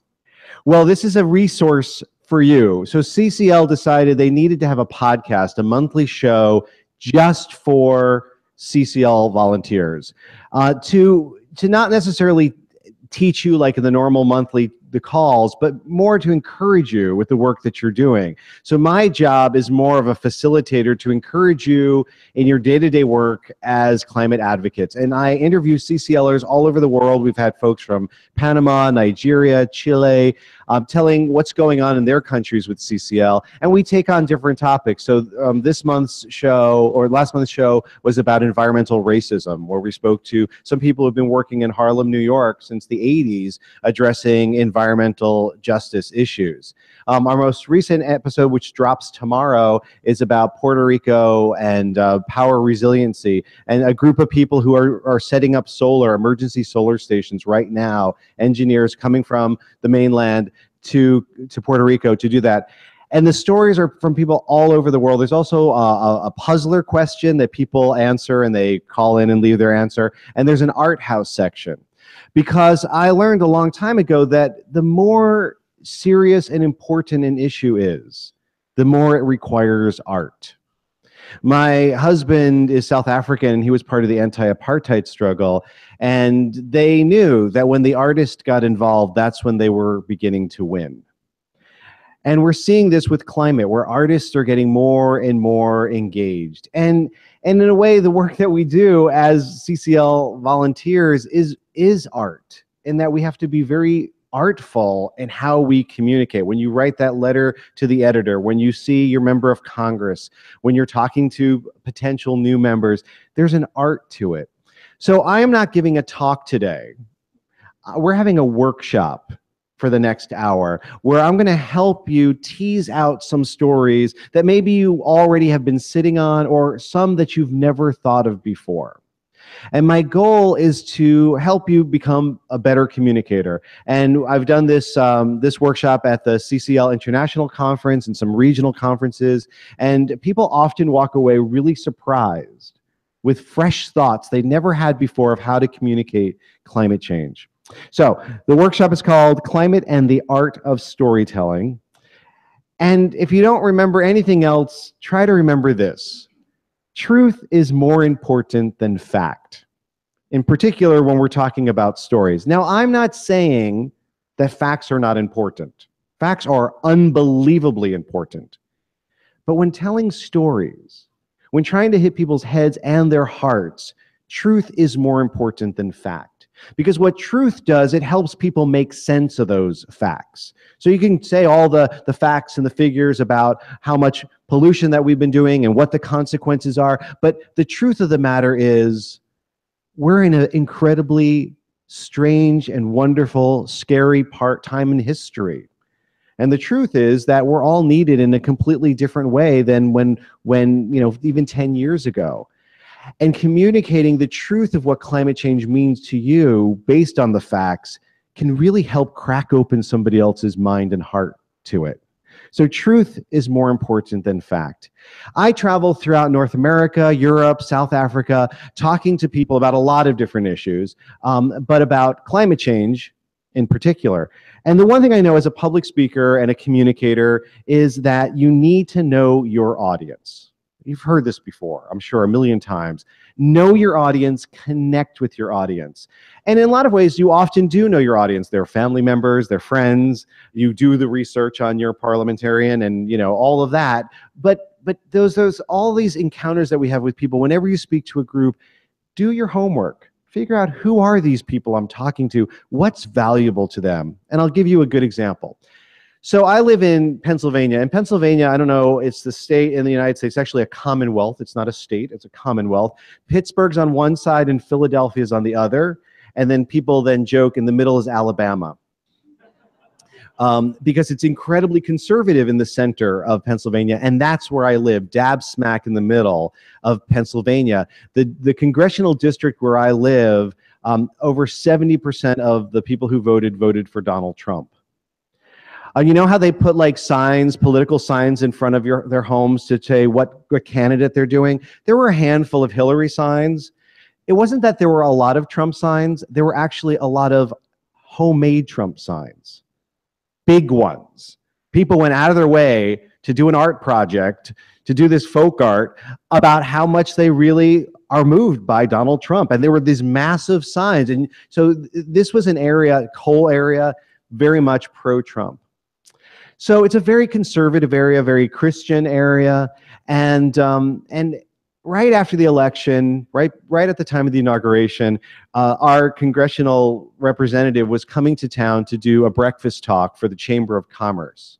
And a bunch of the more liberal folks and progressive folks said, we want to protest this because, you know, he was on Trump's transition team. We want to protest.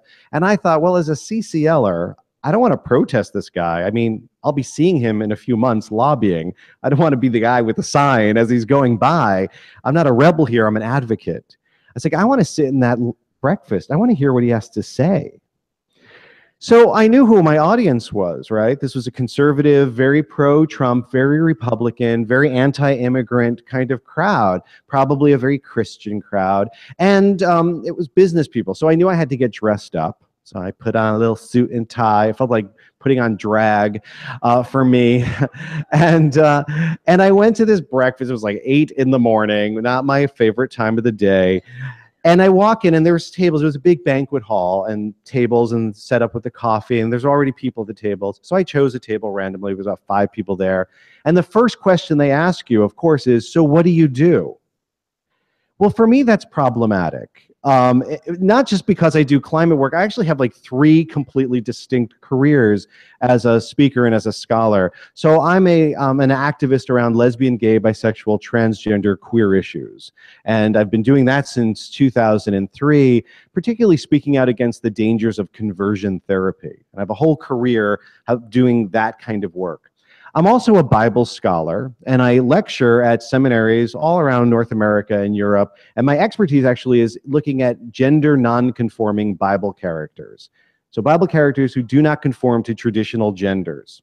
And I'm also an incredibly active and engaged climate advocate. So any one of those 3 things could set them off. All 3 together, meltdown. But I'm like, you need to know your audience. So I sat down and they said, so what do you do? And I said, oh, I'm a public speaker, which is true. And this brings me to the next point. As you know your audience, particularly if you want to talk about climate change, the key is make them curious about climate change. I mean, I know we're also wanting to talk to everybody about climate change, and as soon as there's any kind of interest, we like unload. But I have learned it's so much better for people to pull information from me, because then they own that information. And it's interesting, I do talks all the time about climate change, and I very rarely talk about climate science, because most people don't need more climate science. They need it when they want it, and they start looking for it and asking for it. They need other facts and other ideas. And so I provocatively will throw out little phrases here and there to try to make people curious so that during a talk, after a talk, they'll desperately like, I need to know more. So I often say to an audience as I start, I say, well, you know, it's funny, I'm not an environmentalist in any traditional sense, but I'm really concerned about climate change as an LGBTQ issue. I see it very much as a queer issue. So the next thing I want to talk about, and I just move on. And I never say anything about it until somebody asks me. You know, and I also, for me, you know, I'm very concerned about climate change as a Black Lives Matter issue, and I really feel really strongly about that. I feel very concerned about climate change in the way it affects my pet and how it affects pets. And then I just move on. And then inevitably somebody will say, okay, wait, I have a question though. Okay, so the pets, it's usually the pets that moves them the most, unfortunately. So I'm sitting at breakfast with these folks and they said, so what do you do? I'm a public speaker. Oh, what do you talk about? Well, I'm a Bible scholar. I knew that would go down well, all right? I know my audience, and I could talk Bible to people all day long if they want to. I said, yeah, I'm a Bible scholar, and I've been working on a weird question lately. I've been wondering, what does the Bible say about climate change? Then I got my coffee and took a big swig. And a woman across the table practically lunged at me and says, so what does the Bible say about climate change? I said, oh, I don't want to monopolize the conversation. No, please tell us. I said, well, as a Bible scholar, I know that there's lots of stories about wells. So much happens in the Bible around a source of water. People fall in love, they're healed, there are conflicts. And on a changing planet, we're seeing it's getting warmer and there's more drought and more issues with water. And we live in Pennsylvania. It has more rivers and has more streams and rivers than any other state in the United States except for Alaska. So we're seeing more flooding here. And so, we talked about, we just carried on the conversation. And as people came to the table, this woman became my cheerleader. And as they sat down, she says, tell them that thing about the Bible and climate change. I was like, oh, well, there's the story of Joseph in Genesis. I mean, there's a climate aspect to that story. I don't know if you know the story of Joseph in Genesis, but at one point, Pharaoh starts having these weird dreams about cows. And analyzing it, Joseph predicts climate change, a temporary regional climate change, where there's going to be 7 years of plenty followed by 7 years of drought. And then he actually proposes an adaptation plan where he says, well, we should grow as much as we can those first 7 years so that people don't starve during those lean years. And it was through the lean years he actually got reunited with his family, who came to Egypt as climate migrants looking for food. There's all this stuff there. So she keeps on saying, tell them about that. I want to tell my mother about this. I'm like, please do. The representative gets up on the to the lectern and he starts speaking. He says, we are so blessed here in Pennsylvania. We have more rivers and streams than any other state in the United States. Like, did he just? And they looked at me like, that's what you just said. And he says, we do have flooding issues. And so one of my things is we need to really work on pre-disaster mitigation. It's like, really? I was like, I'm going to remember that when I talk to him in 3 months. And he's also very concerned about the grid, that it might come under cyber attack. So one of the things that I'm talking to him about is, well, what if we have emergency backup energy that's renewable energy in case of a terrorist attack, which he's all for about protecting. So we have this whole conversation. They were pulling stuff out of me. All right. So this brings us to our first exercise. How this is going to work, I'm going to give you a prompt that I want you to think about. And I will tell you right up front, this will not always be easy work. I'm going to stretch you and push you. I'm going to give you a prompt, and then I'm going to give you about 1.5 minutes of absolute silence to just sit and think about it. Now, for some of you, that will be absolute torture. For others, it will be a dream. And there's sometimes, you just need some time to reflect on these things. So I'll give you a prompt, I'll explain the prompt, then we'll have some silence, and then I'm going to want you to get into groups of 2, 3 the most, to begin to share with each other what your response is to the prompt. And after there's some group sharing, I'll invite some volunteers to come up and have a little dialogue with me about what you came up with. And the whole purpose of this activity is, can you come up with a phrase that after you say it, the person listening to you turns to you and says, wait, but tell me more. So the prompt is this. I am concerned about climate change as a blank issue. And at the top, I say beyond environmentalism. Most people think of climate change as an environmental issue. I do not. I mean, it is, of course, but I see it as so many other issues. Most people are not environmentalists, so they're not moved by environmental issues. So like I did with my examples, I believe I'm concerned about climate change as an LGBTQ issue, something that seems like it would have absolutely nothing to do with the environment. It has to do with pets. It has to do with homelessness. I want you to think about something that you really do care about, that you're passionate about, that's affected by climate change, but it's not obvious. Something that's a little off, so that people are like, wait, what? How is that? What does that have to do with climate change? Don't try to be too clever about it, but just try to think about something that you care about that's affected by climate change, that you might then be able to have a conversation with somebody who's also passionate about that thing? Does this prompt make sense? So don't think too literally about climate change. Like, don't give me an environmental response. Think beyond environmentalism. I am concerned about climate change as a blank issue, and you're going to fill in the blank. So I'm going to give you a few moments of silence to reflect on that.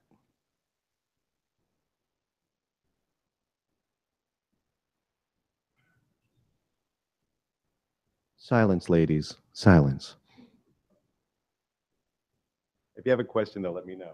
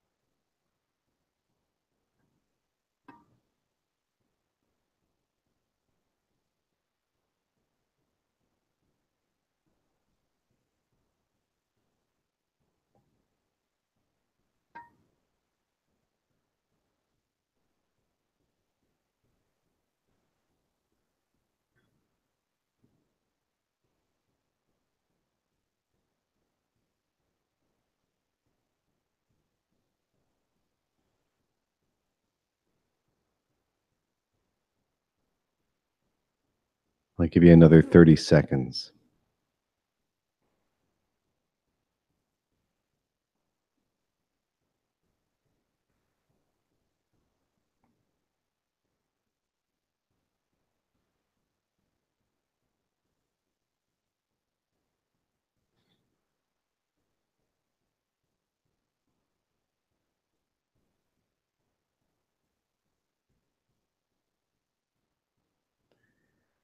All right. So when I say go, what I want you to do is find a partner and just take turns, just kind of share with each other what you came up with, and just kind of just go through the activity. I'm concerned about climate change as a blank issue.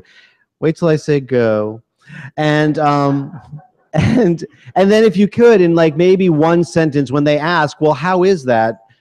Explain in maybe 1 or 2 sentences the beginning of it. This is the starter of hopefully a long conversation. You don't want to be able to answer it all in 1 sentence. And again, your goal here, they're chomping at the bit. Your goal is to make people really curious and to want to know more. So are you ready? Go.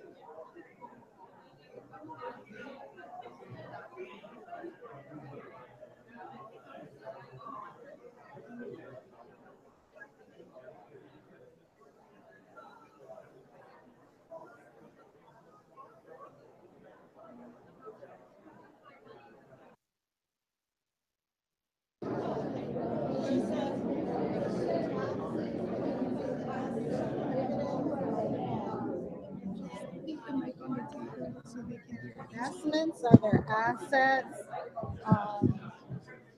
Don't make too much noise. Yeah, sorry. It's interesting for people watching. It was the instructions given. I'm told I'm supposed to interview you at some point, which are very interesting. You're supposed to. I don't know. Kathy said so. She's the one in charge. Yeah, let's talk.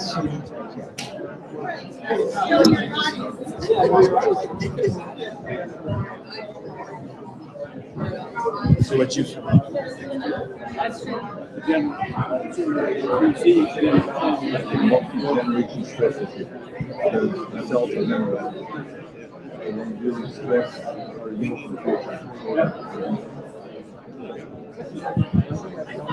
Yeah, the science cafe a few months ago, and they stress on us. So, and then they stress the mother, the children won't stress, and then the mother like it's scary. So you kind of understand the First Nations, where the multi-generational stress happens with the kids who went to residential schools. I didn't think of that. Workshops, I get that. You know, exactly. There could be a lot of these men. It's such an important topic. How do you do this? I began a 2-year opportunity to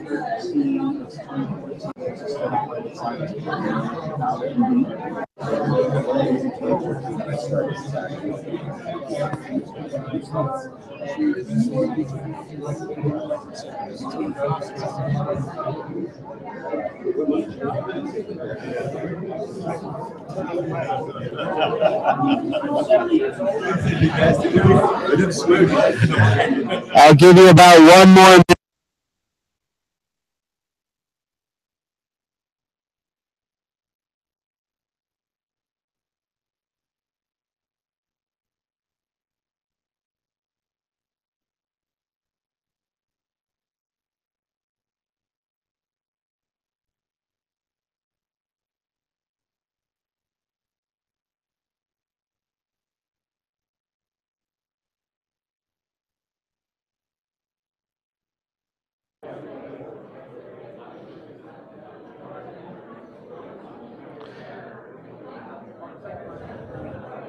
All right, I'll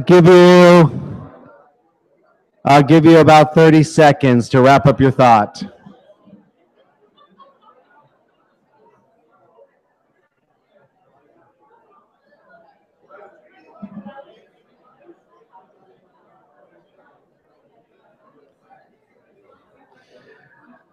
Okay, all eyes on front, please. Wrap up that thought.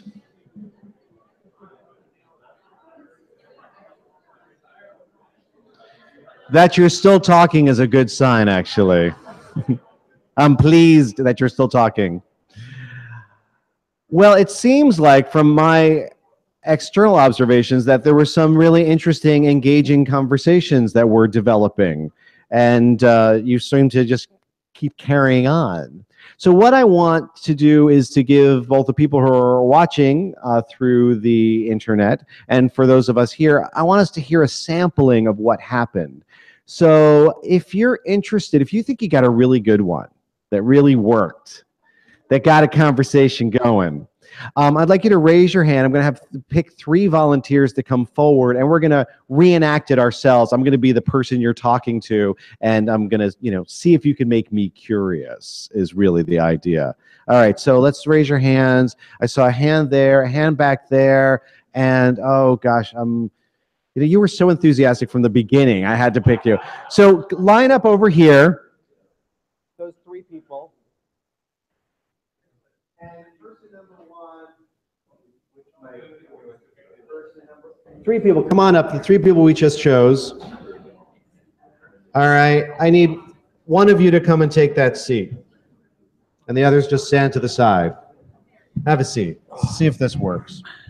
Testing 1, 2, it works. Totally working. All right, so we're just going to have a little conversation. We can be, let's say we're in a cafe, we bump into each other. That is perfect, actually. Yeah, we're like a cafe table, and haven't seen you in a while. I know you from the neighborhood, whatever. And I say, so, like, what's going on with you these days? What have you been involved with?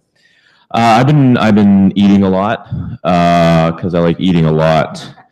But I'm a little concerned as a culinary enthusiast. I think of climate change being kind of a culinary issue. And yeah, the family's good, and pets are... Wait. So climate change is a culinary, you mean like, I don't understand. What do you mean? Well, it's just that, I hear this stuff in the news, and there's people talking about the oceans getting hotter, and you know how much I love seafood. Yeah. Okay. Well, I guess they tell me that there's little organisms and they can't make their shells as well anymore. There's fish moving to places they've never been before, and their traditional grounds are being, compromised, I guess. And you know how much I love fruit as well, and coffee, which is grown in. Wait. So seafood and coffee. Yeah, it's grown in hot places. Coffee, apparently, up the mountainside. I don't like. I think of those polar bears. I always hear about the polar bears. I never heard about. Yeah, I've never eaten a polar bear. Let's give a round of applause. Well done. Thank you. Next victim. Who's next? Elaine, how are you? It's been so long since I saw you. Yes, it was actually in Washington in June. That's true, but in this cafe, it's been forever since I saw you. In the cafe. In the cafe, we never see each other in this cafe. I don't get here very often anymore. No, you've been very busy. I see your postings, and I don't really pay attention much. Something about the environment I can't keep track. It's a lot of stuff happening these days. Well, I can't get to the cafe very often anymore because it's so darn hot. And here's the thing. Like I'm really concerned about my dog's airway. Your what? My dog's airway. Your dog's airway? Yeah. Because my dog, he's this little terrier. His name's Morley. Yeah. And you don't see him here, and the reason is because it's too hot out, and because you know how dogs they can't sweat, right? So wait, dogs can't sweat? Dogs can't sweat. No, so that's why they pant when they get hot. Pant. Okay. Yeah. Right. And Morley has like an airway problem. Like his airway is all loose and floppy, and so when he gets breathing hard, his airway obstructs on him. And the hotter it is outside, the harder it is for him to breathe. And like he's almost died twice. What? Yeah. Really? Yeah. Like here? Just from the heat. That's crazy. And so that's why I'm so worried. Like what they say with climate change, there's going to be a lot more hot days. Yeah, but I didn't think I thought pets were like breeded to like survive all sorts of conditions. Well, not my dog. Oh. Unfortunately, like I even took him to Michigan to get scoped and everything, Scoped? Yeah. but they couldn't do anything to help him, and I'm so scared he's going to die. Wow, I never would have thought of that. Wow, that's really interesting. I bet, I know like a lot of dogs get overheated. Yeah. When it's hot out. Yeah. So I guess you should like keep your AC on if you have AC when you go out in the daytime. You know what I do? I like when I take him walking. I can't bring him to the cafe here, but I take him around like to the lake that's near where I live, and I let him swim first. Oh, that cools him off. Well, cool. Well, thanks. It's great chatting with you. The lake's full. Maybe I'll pay more attention to your postings on Facebook. Give a round of applause. It's a lot of doctors come to this cafe. I know. I'm having doubts about this because my wife, the last words were, she said, "Oh, that's boring." so bear with me here. Let's start anew. So what's it's been a while since I saw you. What's going on these days? Yeah, you're looking well. You haven't changed. Thank you. Did I tell you what happened out on the trails to me? It is a true story. What happened out on the trails? Who's that woman that's coming home? That's my wife. Yeah, I was out going for a mountain bike ride. Yeah. And it was a hot day. And I'm an emergency physician. And I came across this fellow with his girlfriend wandering around him, collapsed and unconscious on the trails. Well, you don't see that every day. No. Well, what happened? Why was he? Wait, where was this exactly? This was at home in Sudbury, Northern Ontario, a place that doesn't get that warm that often. Yeah. So, like, what was he having a heart attack? What was going on there? Well, in the end, what it was, and it took some figuring because, was he a diabetic? And that's why he was starting to seize what exactly was going on. So, went back, got some stuff from a track coach who was around the track about a mile away because this is in the middle of the bush, so there's no access except. Bike. He was about a 350-pound guy. Was he older? Or no, he was in his 30s. Wow. Came back, shoved some stuff in his mouth, thinking it might be a low sugar. Had one of his wife. We found a little bucket nearby. Said, "Go down to this lake, grab some water," thinking he, might be hot. There's just so many things you can do in the bush to someone. And in the end, once we got him out, took about an hour and a half, got him airlifted out of there. and he ended up in the intensive care unit because he was hyperthermic.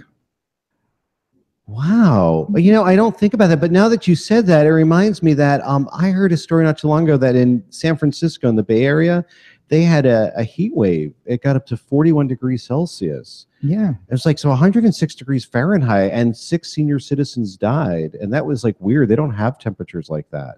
That's like weird stuff. It is, but, and that's why my thing was, when we did this little thing was, you know, what does climate change mean to me? It means emergency medicine. So I'm seeing more West Nile disease as that moves north, more Lyme disease. Friends of mine in Yellowknife and ran out of the asthma medication in the emergency department 2 years ago with the big Yellowknife fire. Yeah. And even in Calgary, after the floods, again, friends in emergency medicine are telling me seeing a lot more post-traumatic stress. Yeah. And like it's unbelievable and what's like happening out there. wildfires, they're saying the firefighters are being incredibly stressed. I mean, because they're under like such severe conditions and they don't get a break, and it's, you know, it's bad for their health as well as the people they're rescuing. Yeah, absolutely. Wow. So did you order?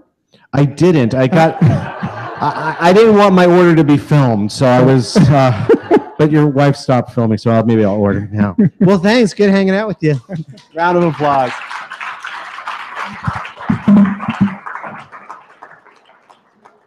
All right, you see what was happening there? There was a story that's being told, but you're drawing somebody in. You're trying to help them make connections, get them curious so that they'll ask questions, and maybe we'll even add their own thing. I had a conversation with friends who, a friend of mine and her parents are born-again, evangelical Christians from California. He was in the Navy for many years, the father. Really lovely people, and again, we were talking about my work. My friend said, oh, Peterson's doing climate work. And I thought, oh, crap, that's going to bring the whole conversation down. And I said, yeah, I'm really concerned about climate change because I'm a Christian and because of my faith. And my friend's mother asked, wait, well, what about your faith and climate change? And I began to talk about the Bible and climate change. And then she started to make the connections about the droughts in California. She says, I really think that's climate change, that is. And then we've had this ongoing conversation now for over 2 years. Every time I see her, we chat more about it. And it's drawing people in, getting them curious, getting them engaged, but having them take stuff from you as opposed to you just handing it to them. So that was the easy one. We're going to go a little deeper. So with climate change, I have found what has been very effective is to focus on my feelings and to be vulnerable. This past summer, there was a New York Magazine article that some of you may have heard about that scared the snot out of everybody about climate change. And it opened a whole conversation of should we use fear and fear tactics when we talk about climate change? Because you want to, you know, sometimes, so you scare people. And I did a whole episode of Citizens Climate Radio about it called Apocalypse Now? ? And we actually looked into apocalypse, and I talked to apocalyptic experts in Iceland, and it's really turned out to be a very interesting piece. But one thing I concluded was I don't think it's useful. I don't think it's a good communication tool to make someone afraid, to say things to frighten them. But something happens when you reveal how scared you are. You're not pushing it on them. You're just kind of pulling back the curtain and say, you know, but this is how I really kind of feel about this. And it does the opposite of what the fear tactics does. The fear tactics, people get panicked. They might get involved momentarily, and then they want nothing to do with it. When we're vulnerable and we share that soft underbelly of ourselves and we reveal the strong feelings we have, it often opens other people up to be able to acknowledge their own feelings. So focusing on your feelings is really important, being vulnerable. And, you know, for some of us, that's easier than for other people. It's, you know, some of us were really comfortable with talking about the facts and all that, but there are moments when we need to turn to people and say, can I just be completely honest with you about how I feel about this? And share that from your heart. And you're not saying you have to feel this way. It's just, I want to share this with you because you're my friend, whatever, I trust you, we're having this conversation, we made a connection. The other thing is, I often speak in metaphor. I have learned that most people who are not environmentalists, most people who are not engaged in climate work, they can't take much climate conversations. They shut down pretty quickly. So sometimes I talk about other things when I'm really thinking about climate change, and then eventually make the connections for them.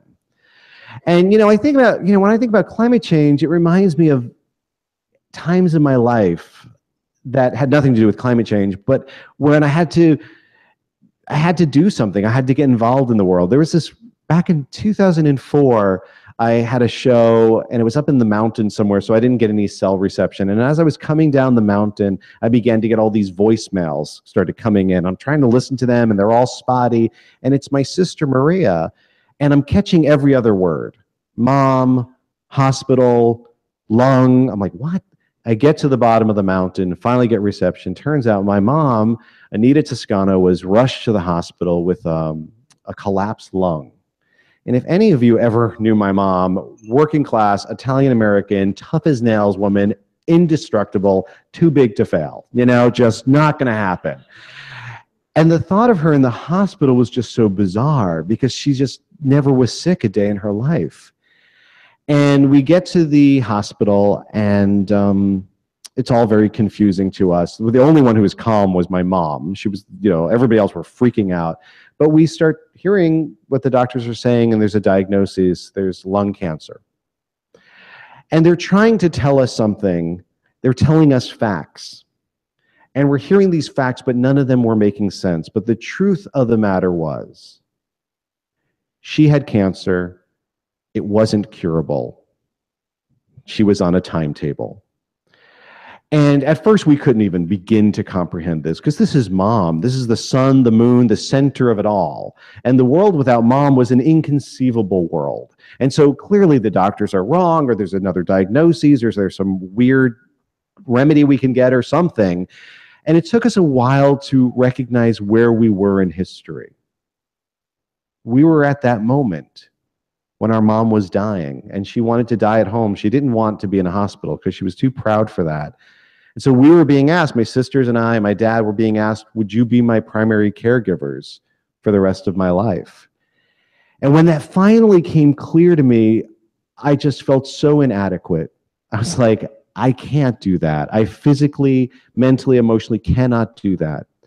But I'm going to do it because it's my mom and that's what she wants. And what was shocking is once we began doing that and caring for her and taking that on, time shifted in such an amazing way, and that what was important kind of shifted out of focus to what was important before. And we found these inner resources we had no idea we had. Creativity, endurance, humor, deep, deep love, just came welling up. And if you ask me now, how did you do it? I'd say I really have no idea, but we did. And when I think about climate change, I think of that moment in my life when I was just beginning to understand where I was in history and having to put that into focus and making a choice of how I was going to approach it. So you ready for the next prompt?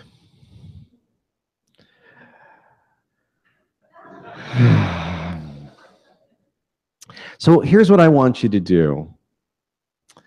You have so many experiences in your life. Some of them when you were a child, you were really small. They may seem insignificant at the time, but they were really life-shaping events in your life. Without thinking about environmental issues, without thinking about climate change, their prompt is, I want you to draw from your past, even from when you were a child. And when I think about climate change, it reminds me of, and this could be, reminds you of some moment in your life where there was a huge disruption, a change in the way you saw the world. There could have been a change in relationships around you. It could be something that was really good too. Somebody said that when they think of climate change, and CCL in particular, it reminded him of when he first got involved with the Boy Scouts, when he finally found a group of people where he belonged and he had a purpose and he got very excited about it. So it can go in lots of different directions. So again, I'm going to give you some time of silence to reflect on this. And I recognize this is not easy. You may not be able to come up with something today, but you will. you'll think about it, and it can be one of those very important stories you tell to the right people at the right time to help them understand why this is so important to you. So when I think about climate change, it reminds me of, are there any questions about this prompt before we go any further, though? I want to make sure you understand this. And for those of you watching online, I want you to try it yourself, come up with something as well. All right, I'll give you some time to think about it.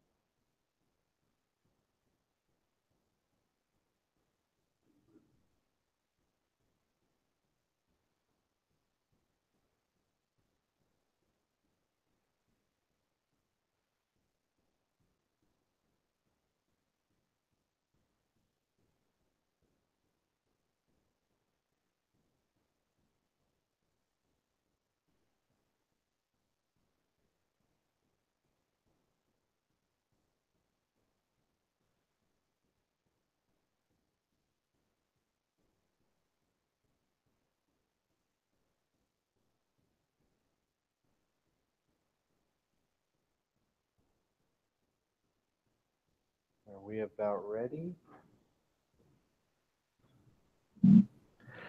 So we're going to do a sharing again, but I want you to be very gentle with yourself. If you know, some stories are too precious to share, or they need to be shared in the right setting. And so you may be sitting on something, you say, you know, I'm going to pass, I'm not going to share this, and that is fine. And be generous as a listener too. But when I say go, I'd like you to get back into groups. It could be the same groups, or you can create new ones. That's up to you. And then just spend a little time each telling your story. You won't be able to go into the whole area of it, but just the beginning part of it, the beginning of a story. When I think about climate change, it reminds me of, and then maybe one or two sentences of explaining why that might be. You're feeling all right about that? All right, go.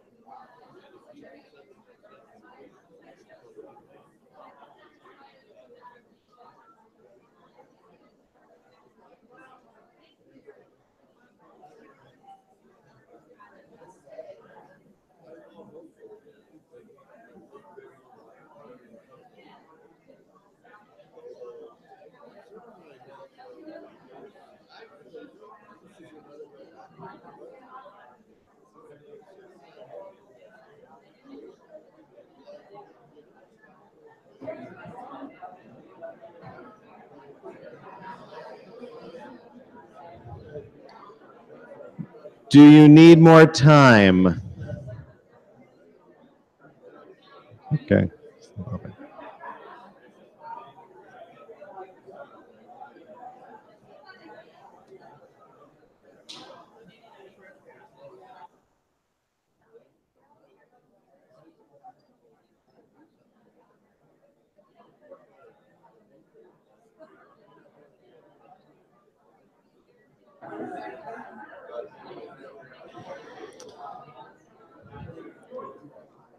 All right. Could I have your attention, please?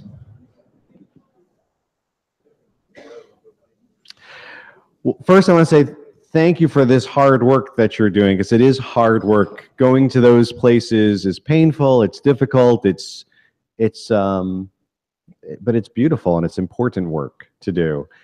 So I'm wondering if there are some people who felt like they really hit on something that you're willing and able to share in front of the whole group of a metaphor, of a time in your life that's had nothing to do with climate change, but somehow something about that event reminds you of climate change or your relationship to climate change, either right now or initially. So we got one hand there. Who else we have? We got one there and back there. You three, come on up.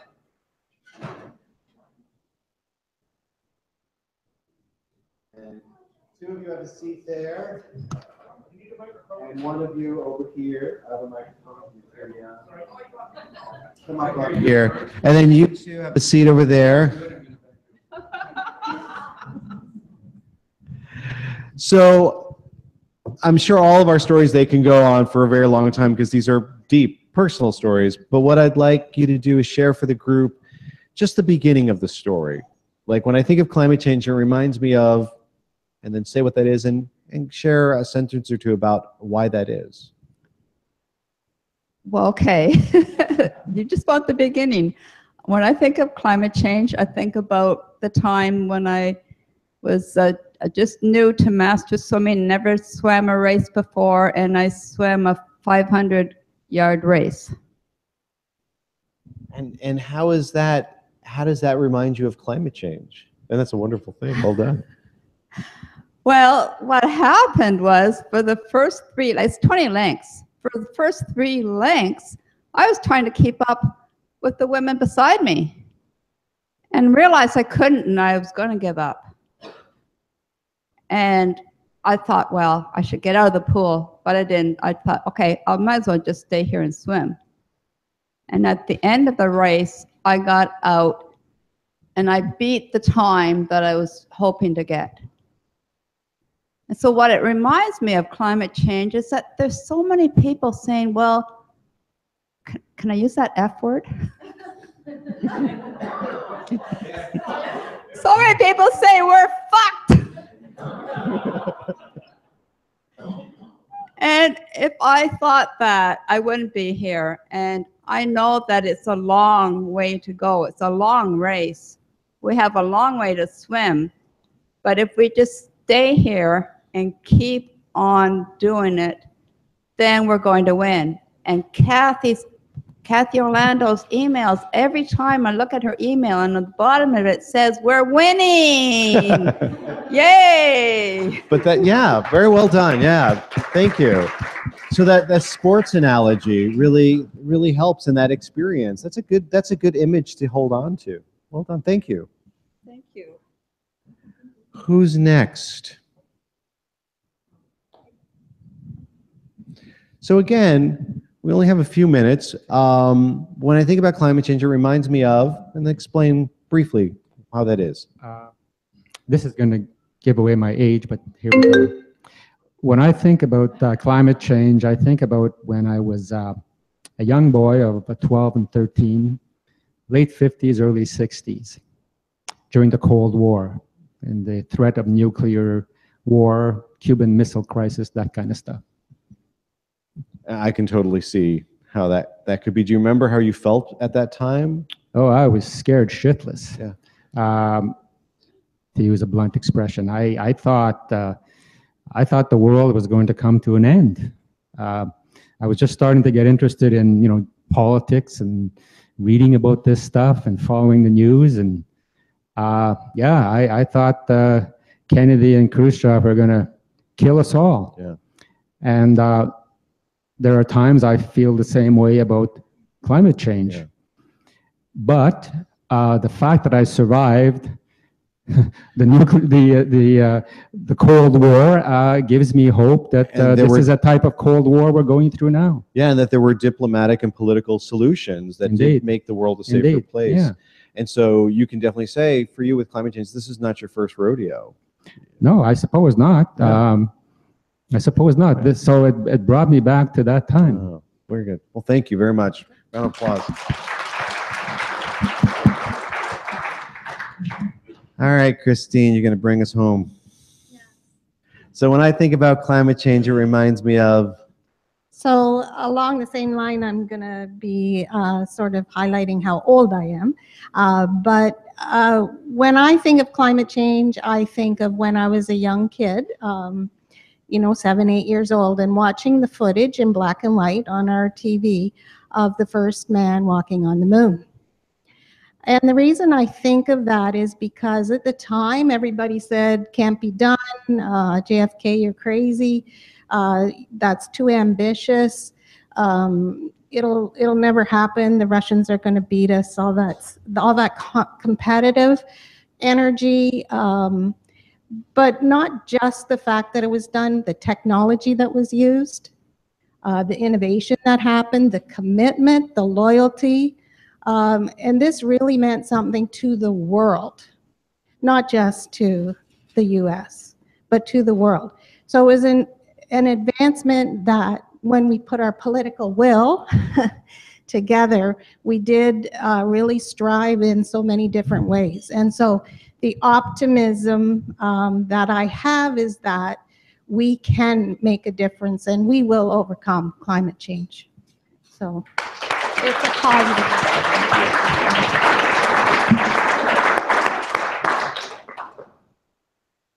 So in conclusion, first off, you have the seeds of potentially some very powerful stories to share through personal essays, through a YouTube video and a speech.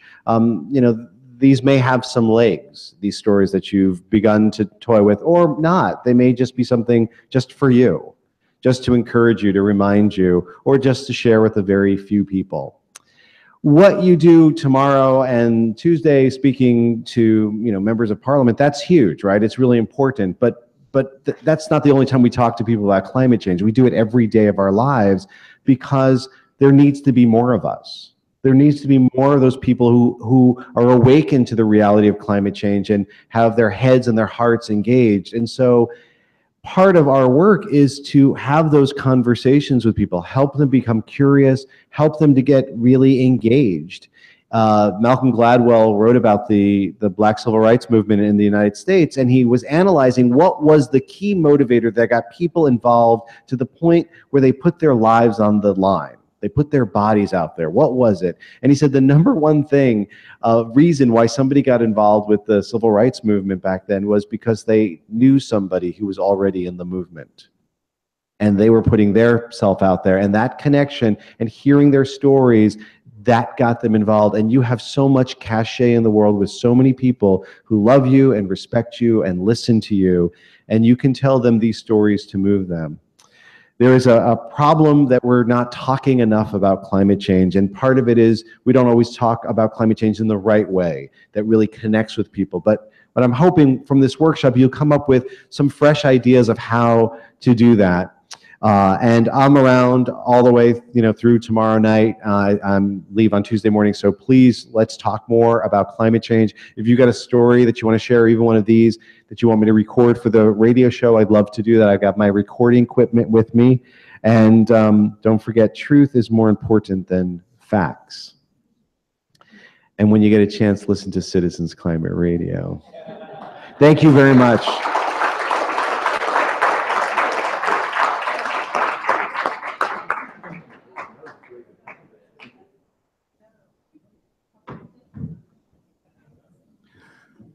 That was great. Thank you very, very, very much. I will listen to Citizens Climate Radio. That was a prepaid political announcement. No. We're We're moving on at this point in time. A couple of things. I have the actual open letter printed with the people who signed it on the back, on the front here. There's the cartoon pages as well that we give out as well. So if you want to take those. Yes?